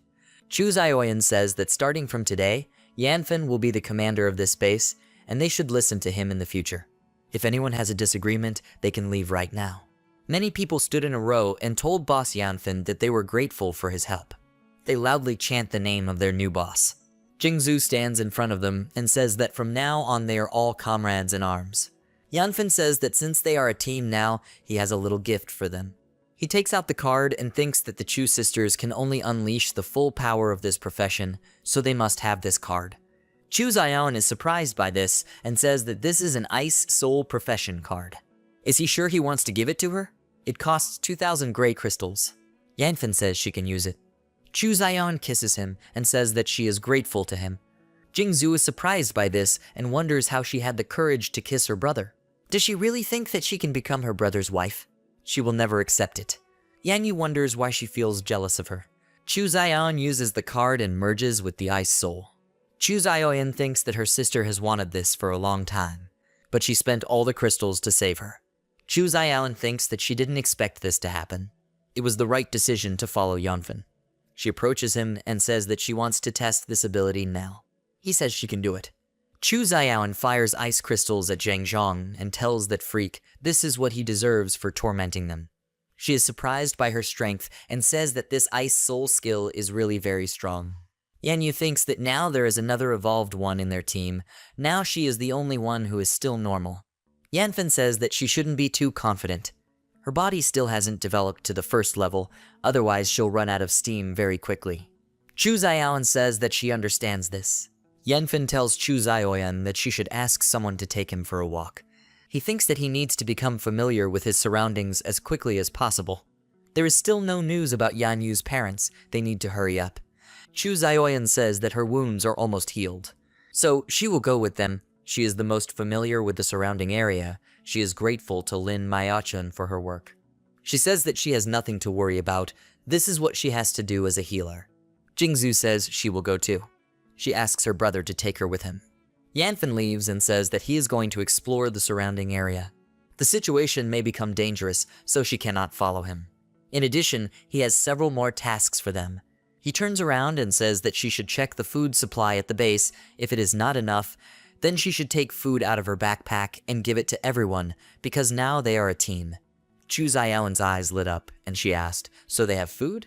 Since the beginning of the apocalypse, they have not been able to get into the central part of the city, and therefore they have not been able to find enough food at the base. People are shocked by these and think that they cannot believe that they have food. Jingzhu lays out a lot of food and says of course they have food. Today they can eat their fill. People are surprised and say loudly what they have: noodles, cucumbers, bacon, and eggs. They don't even remember the last time they saw so much food. The Chu sisters go to this pile of food and Zioan looks at the food and meat in surprise. Zioan tells her elder sister that she is hungry. Yanfen tells everyone that they can eat. Chu Zioan should also go. They will set off after eating. Everyone immediately attacked the pile of food lying on the floor. He thinks that during the apocalypse, food is the best way to gain favor. Traders can barter for food, but it is expensive and also controlled by various organizations. Ordinary people cannot even dream about it. In his past life, in order to survive, men became slaves and women could do whatever they wanted. Sometime later, Chu Zioan comes to him and says that she is full and they can go. Yanfen is surprised to see something. He looks at her pocket and thinks that this is the apocalypse. Even a bar of chocolate is priceless. He turns around and says they have to go. Sometime later, Chu Zioan says that the center of Dichuan City is the central area.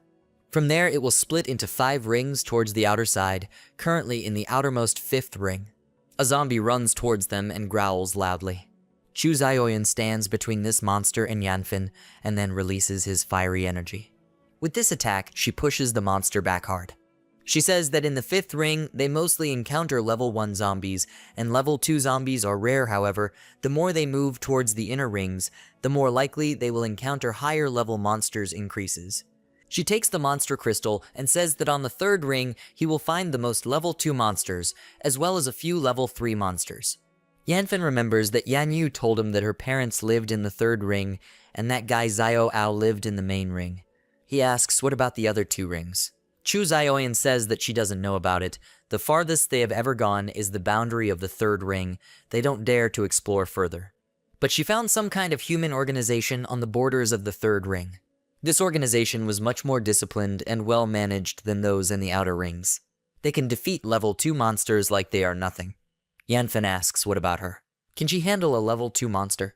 Chu Zioan says that even for her it won't be easy. At the same moment, a zombie jumps on them, growling loudly. She swings her fist, directing energy there, and uses the Brilliance Flare skill. She releases her flames, but the monster dodges this attack. She notices that the monster is targeting Yanfen and says that he should dodge it. He grabs Chu Zioan's hand and says that the way he is using his skill is wrong. She wastes much of her power and effect, but she must master it properly. He guides her hand and tells her that she must now activate her skill. Chu Zioan uses his skill again. A very strong explosion occurs due to her skill. A zombie burns after a skill is activated on it. She is surprised and wonders how he did this. Yanfen pierces the monster's head with her sword and says that she is a level 1 evolver, so her ability is still too weak. A crystal falls out of the monster, and this zombie dies. Yanfen throws this crystal to Chuzaoyan and says that it would be better if she increases her level as quickly as possible, then they will reach the 3rd ring. She thinks he killed a level 2 zombie with just 1 hit. What is the true power of this Yanfen? Jingzhu asks, did he say special training? It is necessary. She wants to go kill some monsters to earn crystals. Yanfen says that the city of Dichuan is not like the cities they have been to before, it is much more dangerous. With her current strength, they would not be able to find Yan Yu's parents. Then the special training will have 3 stages. First, she must become familiar with her strength and characteristics. The most basic and important thing is to know yourself and the enemy to win the battle. Jingzhu says that she knows that her ability is to control space. She can also use it to teleport herself and her teammates in dire situations. Now she cannot undergo special training. Yanfen asks, then can she tell him what is the maximum distance she can teleport? How many times can she use her skill during a fight? How many people can she take with her at the same time? She is shocked by these questions and tells her brother that she thinks she should still undergo special training. People think they never thought it was so important to know their skills. But now that they think about it, in a serious battle, everything could turn out to be a disaster if they neglect these details. Yan Yu wonders why she is the only person who doesn't have any skills or abilities. Yanfen looks at Duanmu and Yan Yu and says that this is no exception for the two of them. She blushes and thinks that he remembers her. She will definitely have supernatural powers in the future. She begins to shake her head and wonders what she is thinking about in her head. Everyone is here to help her and save her parents, but she is disappointed that she is not a supernatural person. She shouldn't be discouraged. She's a perfect sniper. Even if she doesn't have any powers, she's still strong. Yanfen says that second, they should work hard to improve their physical fitness. They shouldn't rely solely on the fitness enhancement provided by an evolution potion. Normal physical improvement is at a critical stage. If they can make one more stop, they will have a better chance of surviving. Third, they need real teamwork. Dunmu asks if they didn't train well before. Do they still need exercise? Yanfen says that's not true. Teamwork this time is different from last time. Every day, a random group of 3 people hunts zombies. They must do everything they can to get closer to the inner ring. What he wants to train is not the strength of everyone working together, but cooperation that can demonstrate superpower even if there are only 2 or 3 people left.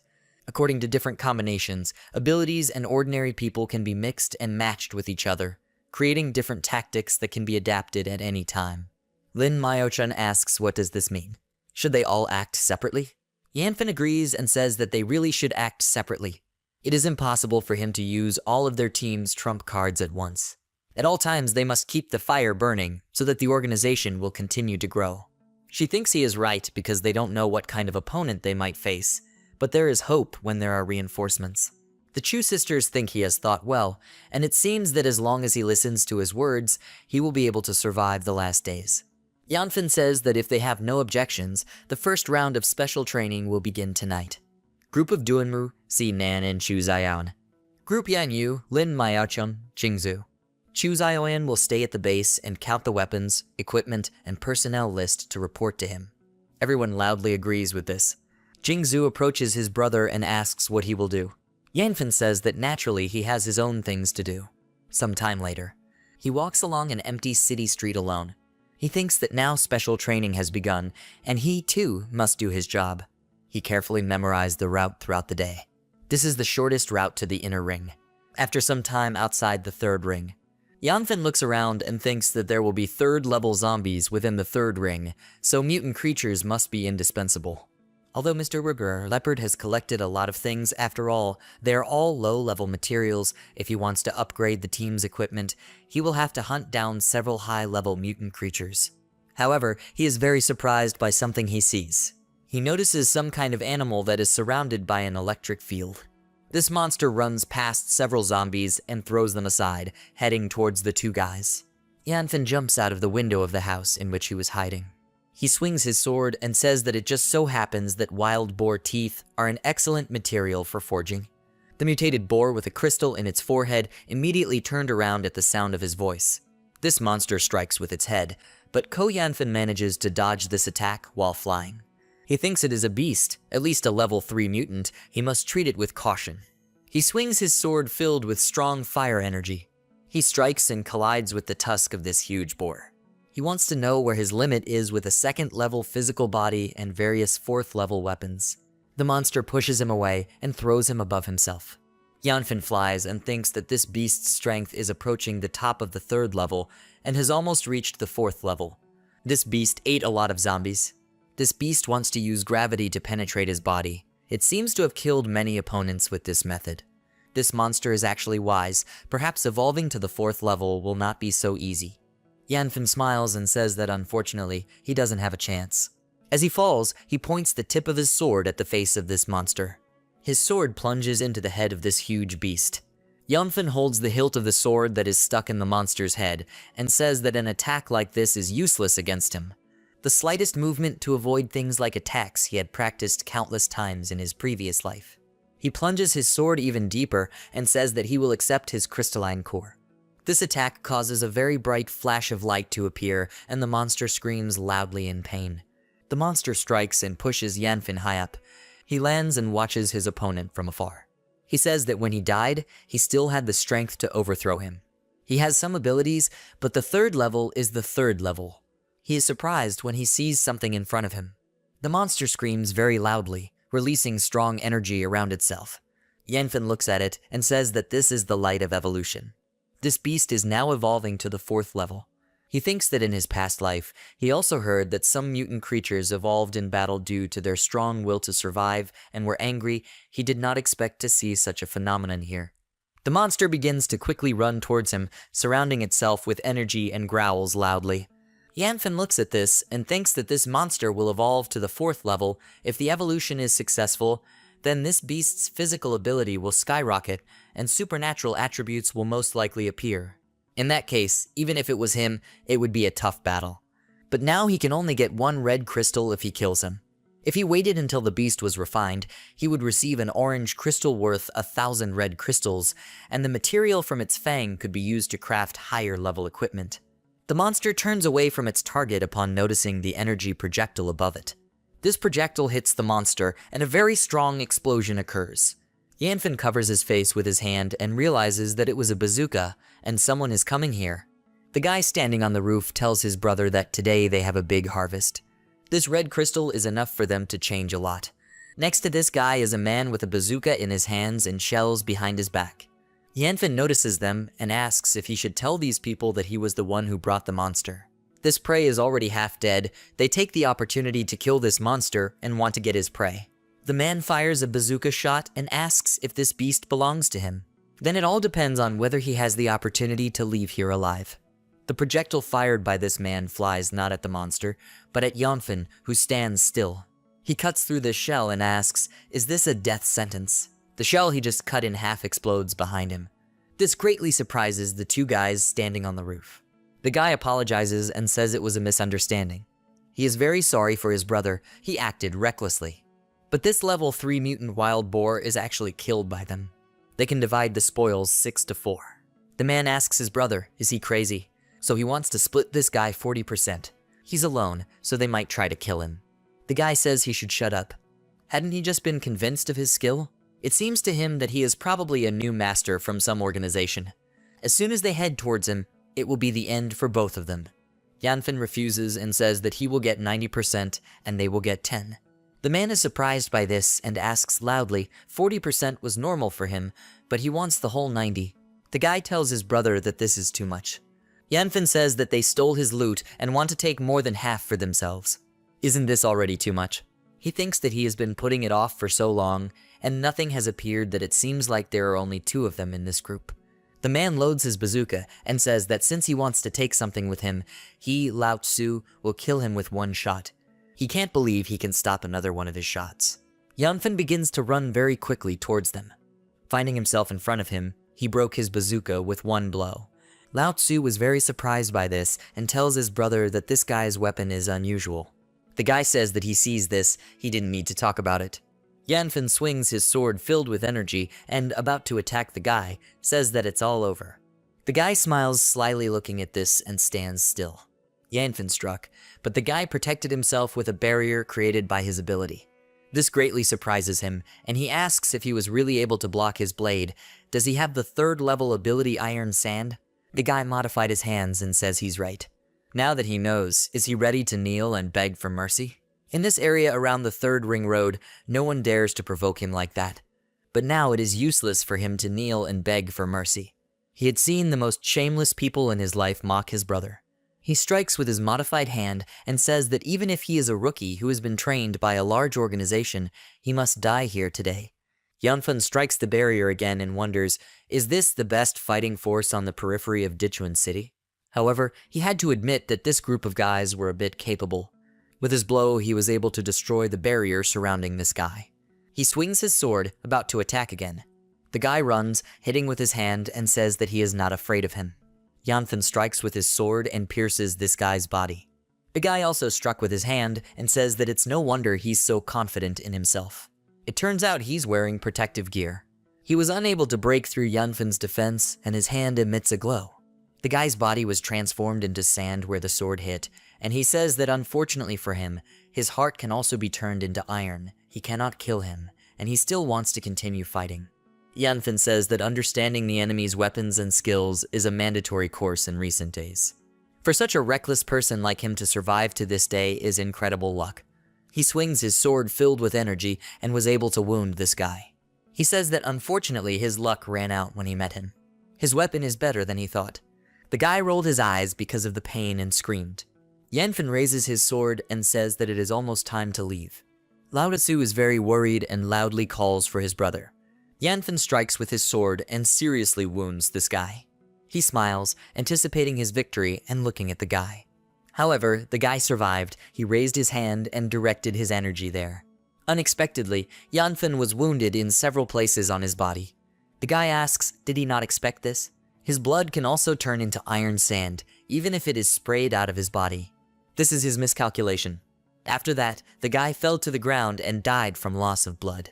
Laodasu pulled out a gun and said that he actually killed his older brother. He'll shoot him in the head for this. He fires a shot, pointing his gun at Yanfen.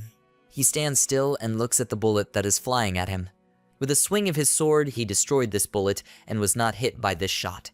He runs very quickly towards Laodasu, holding the sword in his hand. He strikes very hard with his sword and wounds him. After this blow, he fell to the ground and blood gushed from his wound.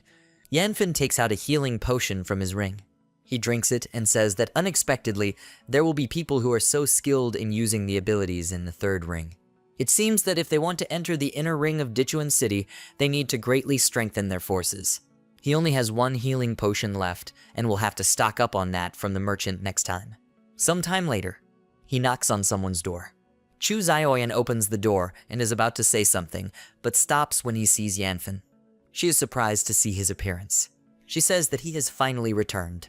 She is surprised by his clothes stained with blood and asks how many zombies he met. Yanfen says that they were not zombies, but a person with a 3rd level ability. Chu Zioyan is surprised and wonders. He fought against a person with 3rd level supernatural powers, but all that was broken were only his clothes. Yanfen asks if the people who took the special training have returned. Chu Zioyan says that he can look at it himself. He is very surprised when he goes inside.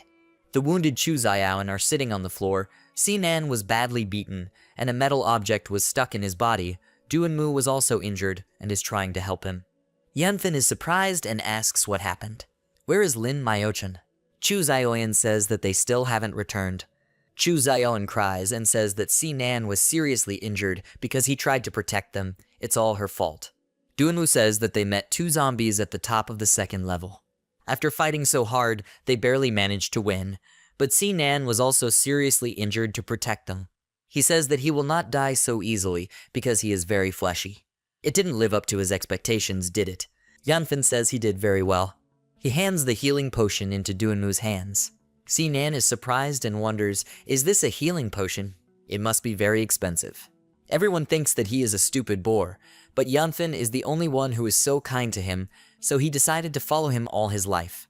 Yanfen grabs the metal object sticking out of him and says that when he pulls it out, he can drink the medicine to save his life. Is he ready for this? Sinan agrees. With a very sharp movement, Yanfen pulls out a metal object from his body. Duanmu immediately gives him a healing potion to drink.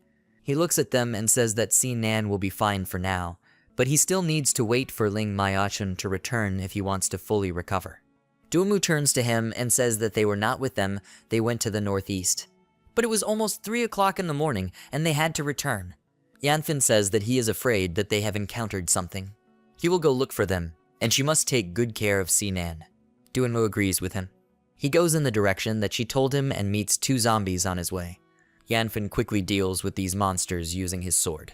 He thinks that Yanyu likes to be strong, but with her mentor's blessing and Ling Mayachun's ability, it will definitely not be difficult for the 3 of them to leave. Suddenly surprised, feeling something strange, he looks around and realizes that it is the smell of blood. Someone is fighting here. He sees a crowd of zombies surrounding Yanyu and realizes that it is them. She points a gun at someone and says that he actually planted the poison while they were fighting the zombies. The short guy says it wasn't the poison but his ability, they just fainted but didn't die. A man leading a gang of boys tells this beautiful girl that he advises her and her 2 friends to follow him. How about 3 white crystals and a gun in her hand as a dowry? From now on, he will treat her well. Yanyu shoots and says that he is delusional. It is absolutely impossible for her to be with freaks like them. Her shots were stopped by some kind of force field. A lot of guys pointing their guns at them when their boss said they should shoot and beat them up. Yanyu wonders what should she do. She can dodge regular bullets, but they can't. If she wasn't greedy for commendable actions and didn't have to chase those 3 level 2 zombies around the 3rd ring, then they wouldn't have met those guys. If she continues to act recklessly now, it will only lead to a dead end. She says they should wait. She wants to take a chance with him. The 2 of them engage in a duel without any weapons, and no one is allowed to interfere. If she wins, he'll let her take her friends, but if he wins, they'll do whatever he wants. They can also agree and shoot immediately. Her friend will die, but his subordinates will also die. The gang boss thought about her proposal. Yanfin summons her sword and thinks that Yanyu was one of the incomparable craftswomen in her past life. This is the perfect time to train her. He can't move. The guy laughs and asks, does this bossy woman actually want to challenge their boss? Another guy says that she played in the latrine to find death one by one. The boss says that the proposal of a duel is interesting. He agrees. He and Yanyu stand opposite each other and wait. The boss flexes his fists and asks if she's ready. He can't wait. She runs towards him very quickly, raising her fist and says that he will now receive her blow. The boss raises his fist and says that Lao Desu is in this zone. He is second in hand-to-hand combat, and no one dares to speak first. She must die. Yanyu says that she doesn't care, even if he is number 1. She dodges his blow and punches him in the stomach. The boss wasn't seriously injured, and he asks if she's tickling him. He strikes back and hits her. Yanyu hit the concrete hard after this impact. The boss tells this beautiful girl that she should give up. Even if they are both level 2, they all have strengths and weaknesses. Everyone's physical strength is different. As the amount of evolutionary potion increased, the distance increased exponentially. His physical strength is at least 3 times greater than her. Yanfin stands over them and tells Yanyu that she may fight for physical strength, but she also has her advantages. The boss asks who he is. It shouldn't create problems. The guy points a gun at him and says that for daring to disturb his brother, he will destroy him. Yanyu raised her head and called Yanfin by name. The boss jumps up to him and says that now that he's here as his friend, they should get this over with quickly. Yanyu wonders, did he say something about its advantages? The boss is about to hit her and says she must die. He strikes, but is surprised to notice that she has disappeared very quickly. Yanyu moves at great speed and says that her advantage is speed. It moves with great speed and attacks from 3 directions at once. The boss stands still and smiles looking at it. Yanyu throws several very fast strikes. The boss doesn't pay attention to her attacks and says that it's useless even if she's fast, it's just a tickle. She kicks him between his legs and it surprises him greatly. Yanyu says that every man has a weak point and so does he. The boss fell to the ground and says that this woman is very cruel. She punches him in the face and says she's not done yet. She swings her leg very hard and is about to hit. She kicks him hard and tells him that he needs to get out of here. He is thrown back violently by this attack and coughs up blood. The guys are very worried about him and call the boss. Yanyu breathes heavily and thinks that this guy is really strong and resilient. Oh, as long as she hits the weak point, she has a chance to win. However, sustained acceleration under high load makes it challenging even for level 2 people. She would have to thank Yanfen. Maybe this is how he expresses his love. This scarred face didn't exert all his strength. He was not just an evolutionary Kai. The boss says that he didn't expect that she, a little girl, would have 2 problems and even Lao Desu would trip. But this duel is ultimately about whether he can return tonight or not for Sanfei's big event. He stands up and says so he must be serious. His body transformed and took on animal features. This event surprised Yanyu very much, and she looks at him. His body took on the features of a strange animal. She tries to hold back her laughter, but she fails and laughs at his face. The boss got very angry and quickly approached her and said that he hates people who laugh at his face. He changed his mind, he just needs to fly. He strikes and says she must die. Yanyu barely dodged his attack and thinks it is very fast. His speed increased greatly after the change.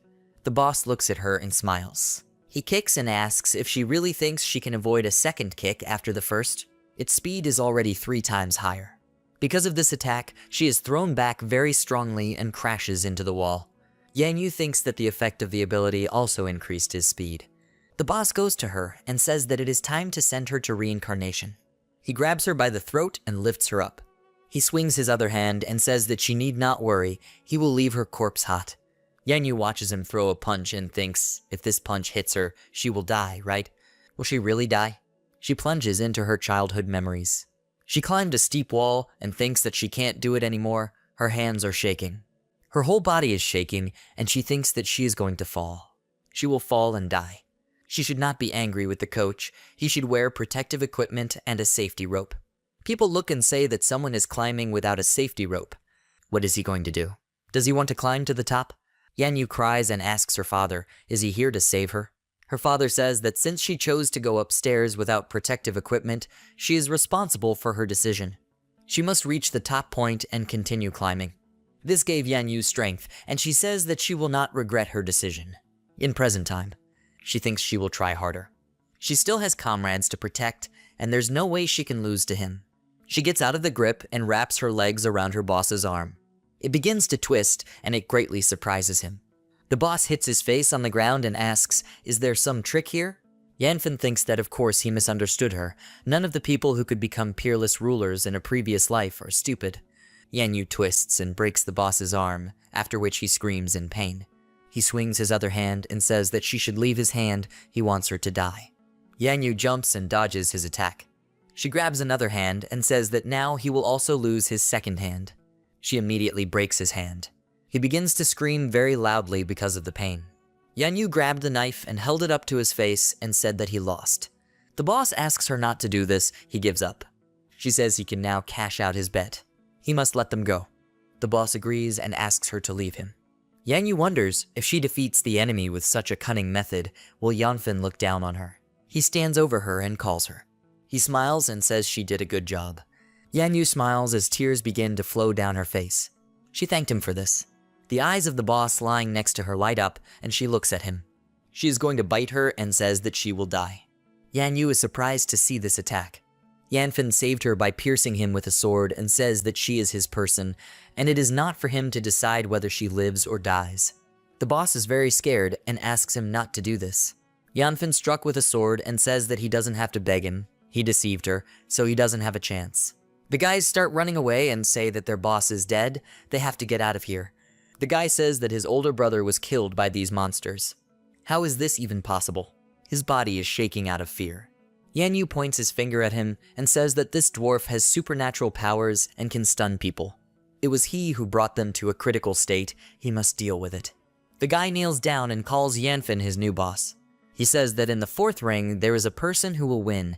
Maybe he can get all the materials and team members of the other person unconditionally.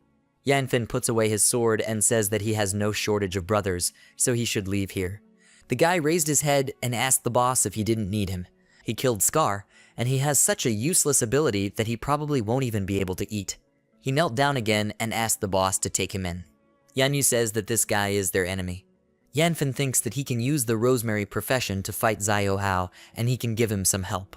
He agrees to take him in and says that he must remember that if he tries to betray him later, he will erase his existence from this world. The guy says that he is Chen Yu, he will remember his kindness. He is very grateful to him. Yanfen says that he must go and wake them up first. He turns to the girls and agrees.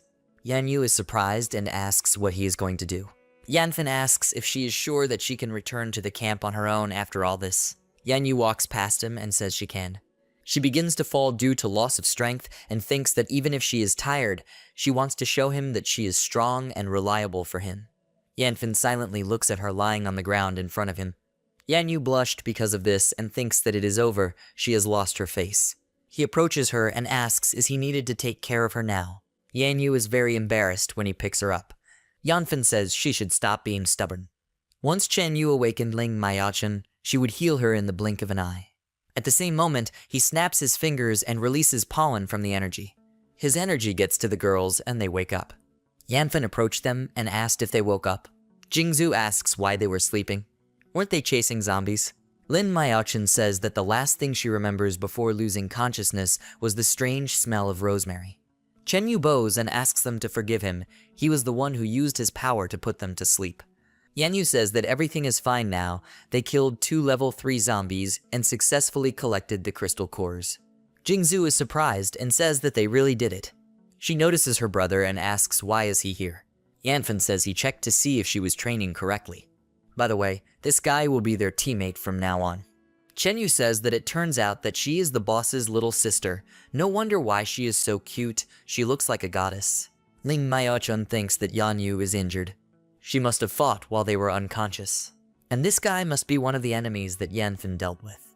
They are still too inexperienced. They need to train much harder, just like he said. Suddenly, the Yanfen ring begins to emit a glow. He begins to look around. Yanyu notices this and asks what happened. He says there is something here.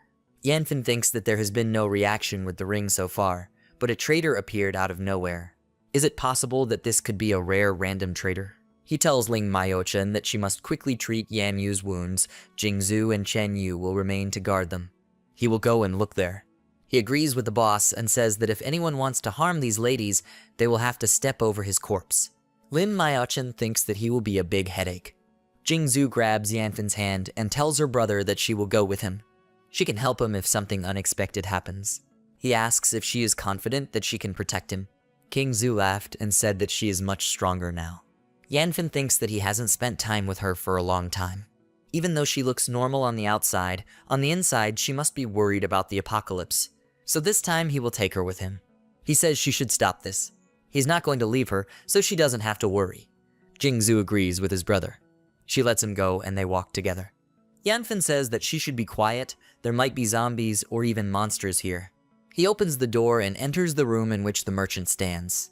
He notices this NPC and realizes that it is a random merchant. Jingzhu asks his brother why this guy is different from the ones they saw before. Yanfen says that it is because it is a random merchant, it appears in a random place and stands for 5 minutes. Jingzhu is surprised and says that it turns out that there are such sellers. Does he have the same abilities as her? That's how it should be, right? Yanfen approaches the merchant and says that he must show him his goods. Jingzhu moved with him and asks how she got here. So this is what it looks like inside. Yanfen says that only those who have crystal cores with them can enter here. It looks like she's hiding some crystal cores from him again. Jingzhu says this is what she got for hunting today. Yanfen is going to buy 10 bottles of mineral water for 40,000 gray crystals. He turns to his sister and asks if there is something here that she wants. There are even some skills here. Jingzhu takes the card and asks, is this it? Yanfen looks at it and says it's a mechanic. It's a rare profession card. The cost is 2,000 gray crystals. With a discount, it costs 800 gray crystals. Jingzhu asks his brother, is this a good skill? Yanfen says that this is the profession that suits Yanyu the most. They don't have much time. He presses the buy button of this profession and says they should give it to her. She will be happy seeing it. The system notifies that trading is completed and a crowding out occurs. Jingzhu is surprised to find herself in reality and asks how she got out of there. It's really very cold here. Brother needs to get out of there faster. Yanfen stayed in the merchant space and thinks that people will be pushed out of the trading floor once the transaction with the random merchant is completed. He says that the ring upgrade skill was still in use this week. He should let him try it now. He can't believe it. It's so dark here that she can't even draw anything. A card appears in front of him, and the system notifies that this is a level 4 transmission earring, 1 set of 9 pieces. Yanfen is surprised and asks, is this a 4th level auxiliary equipment? With this thing you can communicate with each other within a radius of 100 square kilometers. These things are high-tech and extremely rare. Sometime later, Jingzhu asks if this room was a library. She picks up a book that is lying on the floor. She blows the dust off this book and coughs because of it. She looks at the book and asks, "Is this math?" She thinks that she has almost forgotten the fact that just a few months ago, she was an ordinary college student. She really misses all those days at university. Yanfen interrupts her reverie by taking her by the shoulder and telling her that they should go. Jingzhu turns to her brother and asks if she can ask him something. She asks if it is possible to go back in time. Yanfen was surprised by this and thinks that she already asked him the same question in a past life, but at that time he was powerless and could not answer her. But now everything has changed. He says that she can trust him as long as they can survive. There is still some hope. Jingzhu hugs him and says that she believes in him. They will survive together and wait for that day to come. Yanfen pats her on the head and says that they should go back. Yan Yu and the others are still waiting for them. They leave this building together. Jingzhu holds the profession card in his hand and tells his brother that he can guess how Yan Yu will react when he sees this profession card. Yanfen grabbed her hand and leads her along. She asks her brother what's going on. He says she should be quiet. At the same time, Ling Maochen tells Yan Yu that she is hurt too much this time. She is a girl, so she shouldn't try to be strong next time. She should just run away if she can't fight. Chen Yu is about to fight against the zombies and says that they don't have to worry. He will take care of these monsters. Jingzhu and Yanfen stand not far from them and watch what is happening. She asks her brother, shouldn't they help them? He says they should wait. Chen Yu just joined their team.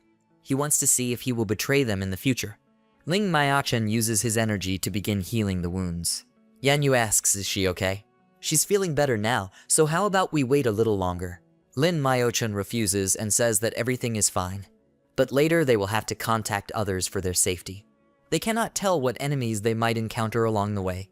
Chen Yu says that it is his fault. If the gang he was in had not attacked them, then this would not have happened. Yan Yu says that he doesn't need to apologize because he was following orders. Needless to say, even if he killed her, it would only be because she wasn't strong enough. Chen Yu refuses and says that she shouldn't say that. If Boss Yanfen heard this, he would torture him to death. By the way, she has a familiar accent.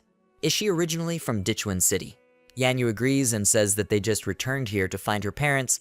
They used to live in the second ring. Chen Yu asks, did she say second ring? In the second ring, if there are still living people, but they are all very strong, but the rest. He doesn't have time to finish because Yan Yu says that the others are dead. She knows this. But she doesn't want to give up, even if the chance of finding them is only 1 in 10,000. Chen Yu wonders if her pseudonym is Yan. The second ring, it's just a coincidence. He remembers Yan Lei, the leader of the Scarlet Rose organization. His nickname is the God of Thunder. Level 3 Thunder Soul ability, he can control lightning. Unique skill, Thunder Penetration Body Evolution, 3rd level peak, personality firm, determined and courageous. He asks what is her father's name. Yan Yu says her father's name is Yan Lei. Why is he asking this? Chen Yu is surprised by this and asks, is her father the God of Lightning? She asks, did he say God of Lightning? Who is it? He approaches her and says that he is talking about Yan Lei, her father. He is one of the strongest people in Dichuan City. He might even make it into the top 3. Jingzhu asks if Yan Yu's father is really that incredible. Yanfen wonders, was he talking about the Thunder God? It looks like her life has changed a lot. In his past life, she was indeed famous, but her parents were not that powerful. The world has changed a lot compared to what it was before. Yan Yu says that after all, her dad is a veteran, and she was confident that he would survive, but she never thought that he would become so powerful. Chen Yu hands over the photo and says that he has a photo of him. In Dichuan City, you can't offend some people, so he asked someone to collect photographs of these people. This is her father, right? Yan Yu looks at this photo and says that this is her father. She is grateful to God that she finally found him. This trip to Dichuan City was fruitful. She finally found them. Chen Yu thinks that he thought that Yanfen was the top of this team, but he did not expect that there would be someone even more powerful on his team, like the daughter of the Thunder God. Jingzhu approaches them and, having listed them, says that they have returned. Yanfen says that now that they have found her father, they can proceed with Plan B. Yan Yu asks what Plan B is. He says they will go into combat mode and move on to the second ring to find her father. Lin Maochen is surprised by this and asks, is he serious? At the moment, they cannot even get close to the inside of the third ring. Chen Yu tells the boss that the second ring is not like the fourth, there are level 2 zombies everywhere. In addition, there are many zombies of the third and fourth levels, mutant plants, and mutant animals. Entering there is the same as seeking death. Yanfen says that he knows about this, but these powerful people choose to stay in the second ring, which shows that this place is not only rich in resources, but also a great place to improve their skills.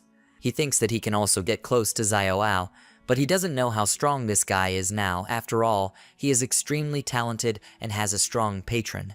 It's better to kill him before he gets even stronger. Yanyu says that she knows that he can't wait to meet her father, but they should wait a little longer. Yanfen says she is right, Sinan is also injured. They should rest for now so they have a better chance of success. Jingzhu tells Yanyu that she congratulates her on finding her father. She prepared a gift for her. She hands her the card with the profession that they bought and says that it is for her. Yanyu is surprised by this and asks if this is for her. She is very grateful to her for this gift.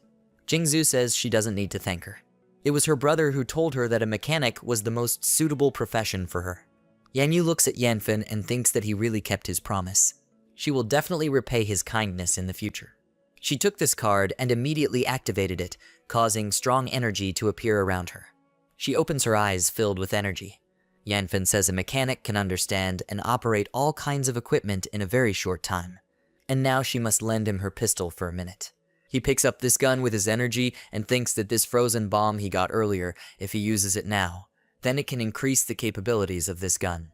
Chengyu thinks that it is no wonder why Yanfen boss's weapon is so powerful. He seems to have a rare forging skill. His energy fills the gun. He gives this gun to Yanyu and says that she can take it, but it's a pity that he could only upgrade it to the 3rd level. Chengyu is surprised by this and wonders, is this a level 3 pistol? He grabs Yanfen's leg and tells the boss that he also wants him to make him a level 3 weapon. Yanfen says that he should move away from him, and besides, he doesn't have enough materials. Chenyu says that then he will get all the necessary materials for the weapon. Yanfen says that he will get the list of items for him later then. Chenyu leans in to kiss him and tells his boss that he loves him. Yanfen turns around and tells Yanyu that she should use this gun. With her new skill, it will be difficult for an ordinary person to use it. Jingzhu snatches the gun from her and asks his brother how can he lie like that. She should give it to her so she can try it. She tries to shoot, but it doesn't work, and she asks, is this gun empty? Yanfen says that's not the point, there are no bullets, it's a system he specially built, only mechanics can use it. From now on, he will train her to make her a unique master mechanic. Yanyu wonders, is this a unique weapon that only she can use? Jingzhu returns the gun to her and says she's sorry, she really can't use it. Yanyu takes the gun and says that then she should give her the gun to try. She takes aim and energy appears around her. She fires several shots from her pistol. These bullets hit the building with great power. Yanyu says that this gun can shoot 3 types of bullets. The first is normal bullets, the second is freezing bullets, and the last type of cartridges. She fires a shot that explodes with great force and says that these are the ice burst bullets. Zaizu says that it is surprising, but this move is more terrifying than Chu Zion's resistance, then icing will follow as a result of the impact. This is very cool. Chenyu tells the boss that he is a true genius in creating weapons. He's incredible. Yanfen says he should stop praising him. Everyone should wear one of these earrings. It is a transmitting device through which they can communicate with each other in the future. Lin Myochen asks, is this the method of transmission? Finding electricity or batteries is almost impossible now, so how are they going to use it? She puts on the earring that was given to her. Unexpectedly, Jingzhu says that this thing is an unusual transmission device. This is a level 4 auxiliary equipment. They do not need any electrical appliances or batteries to use this. In addition, the range of this device is 100 kilometers. She knows, even she didn't believe it when her brother told it earlier. But now that she's taken advantage of it, it's stunning, isn't it? Ling Mayachin says that of course it is. Her voice was clear as crystal. Yanyu says that with this, none of them will be lost in the future. Chenyu says that this is the first time he has put on level 4 equipment. Sometime later.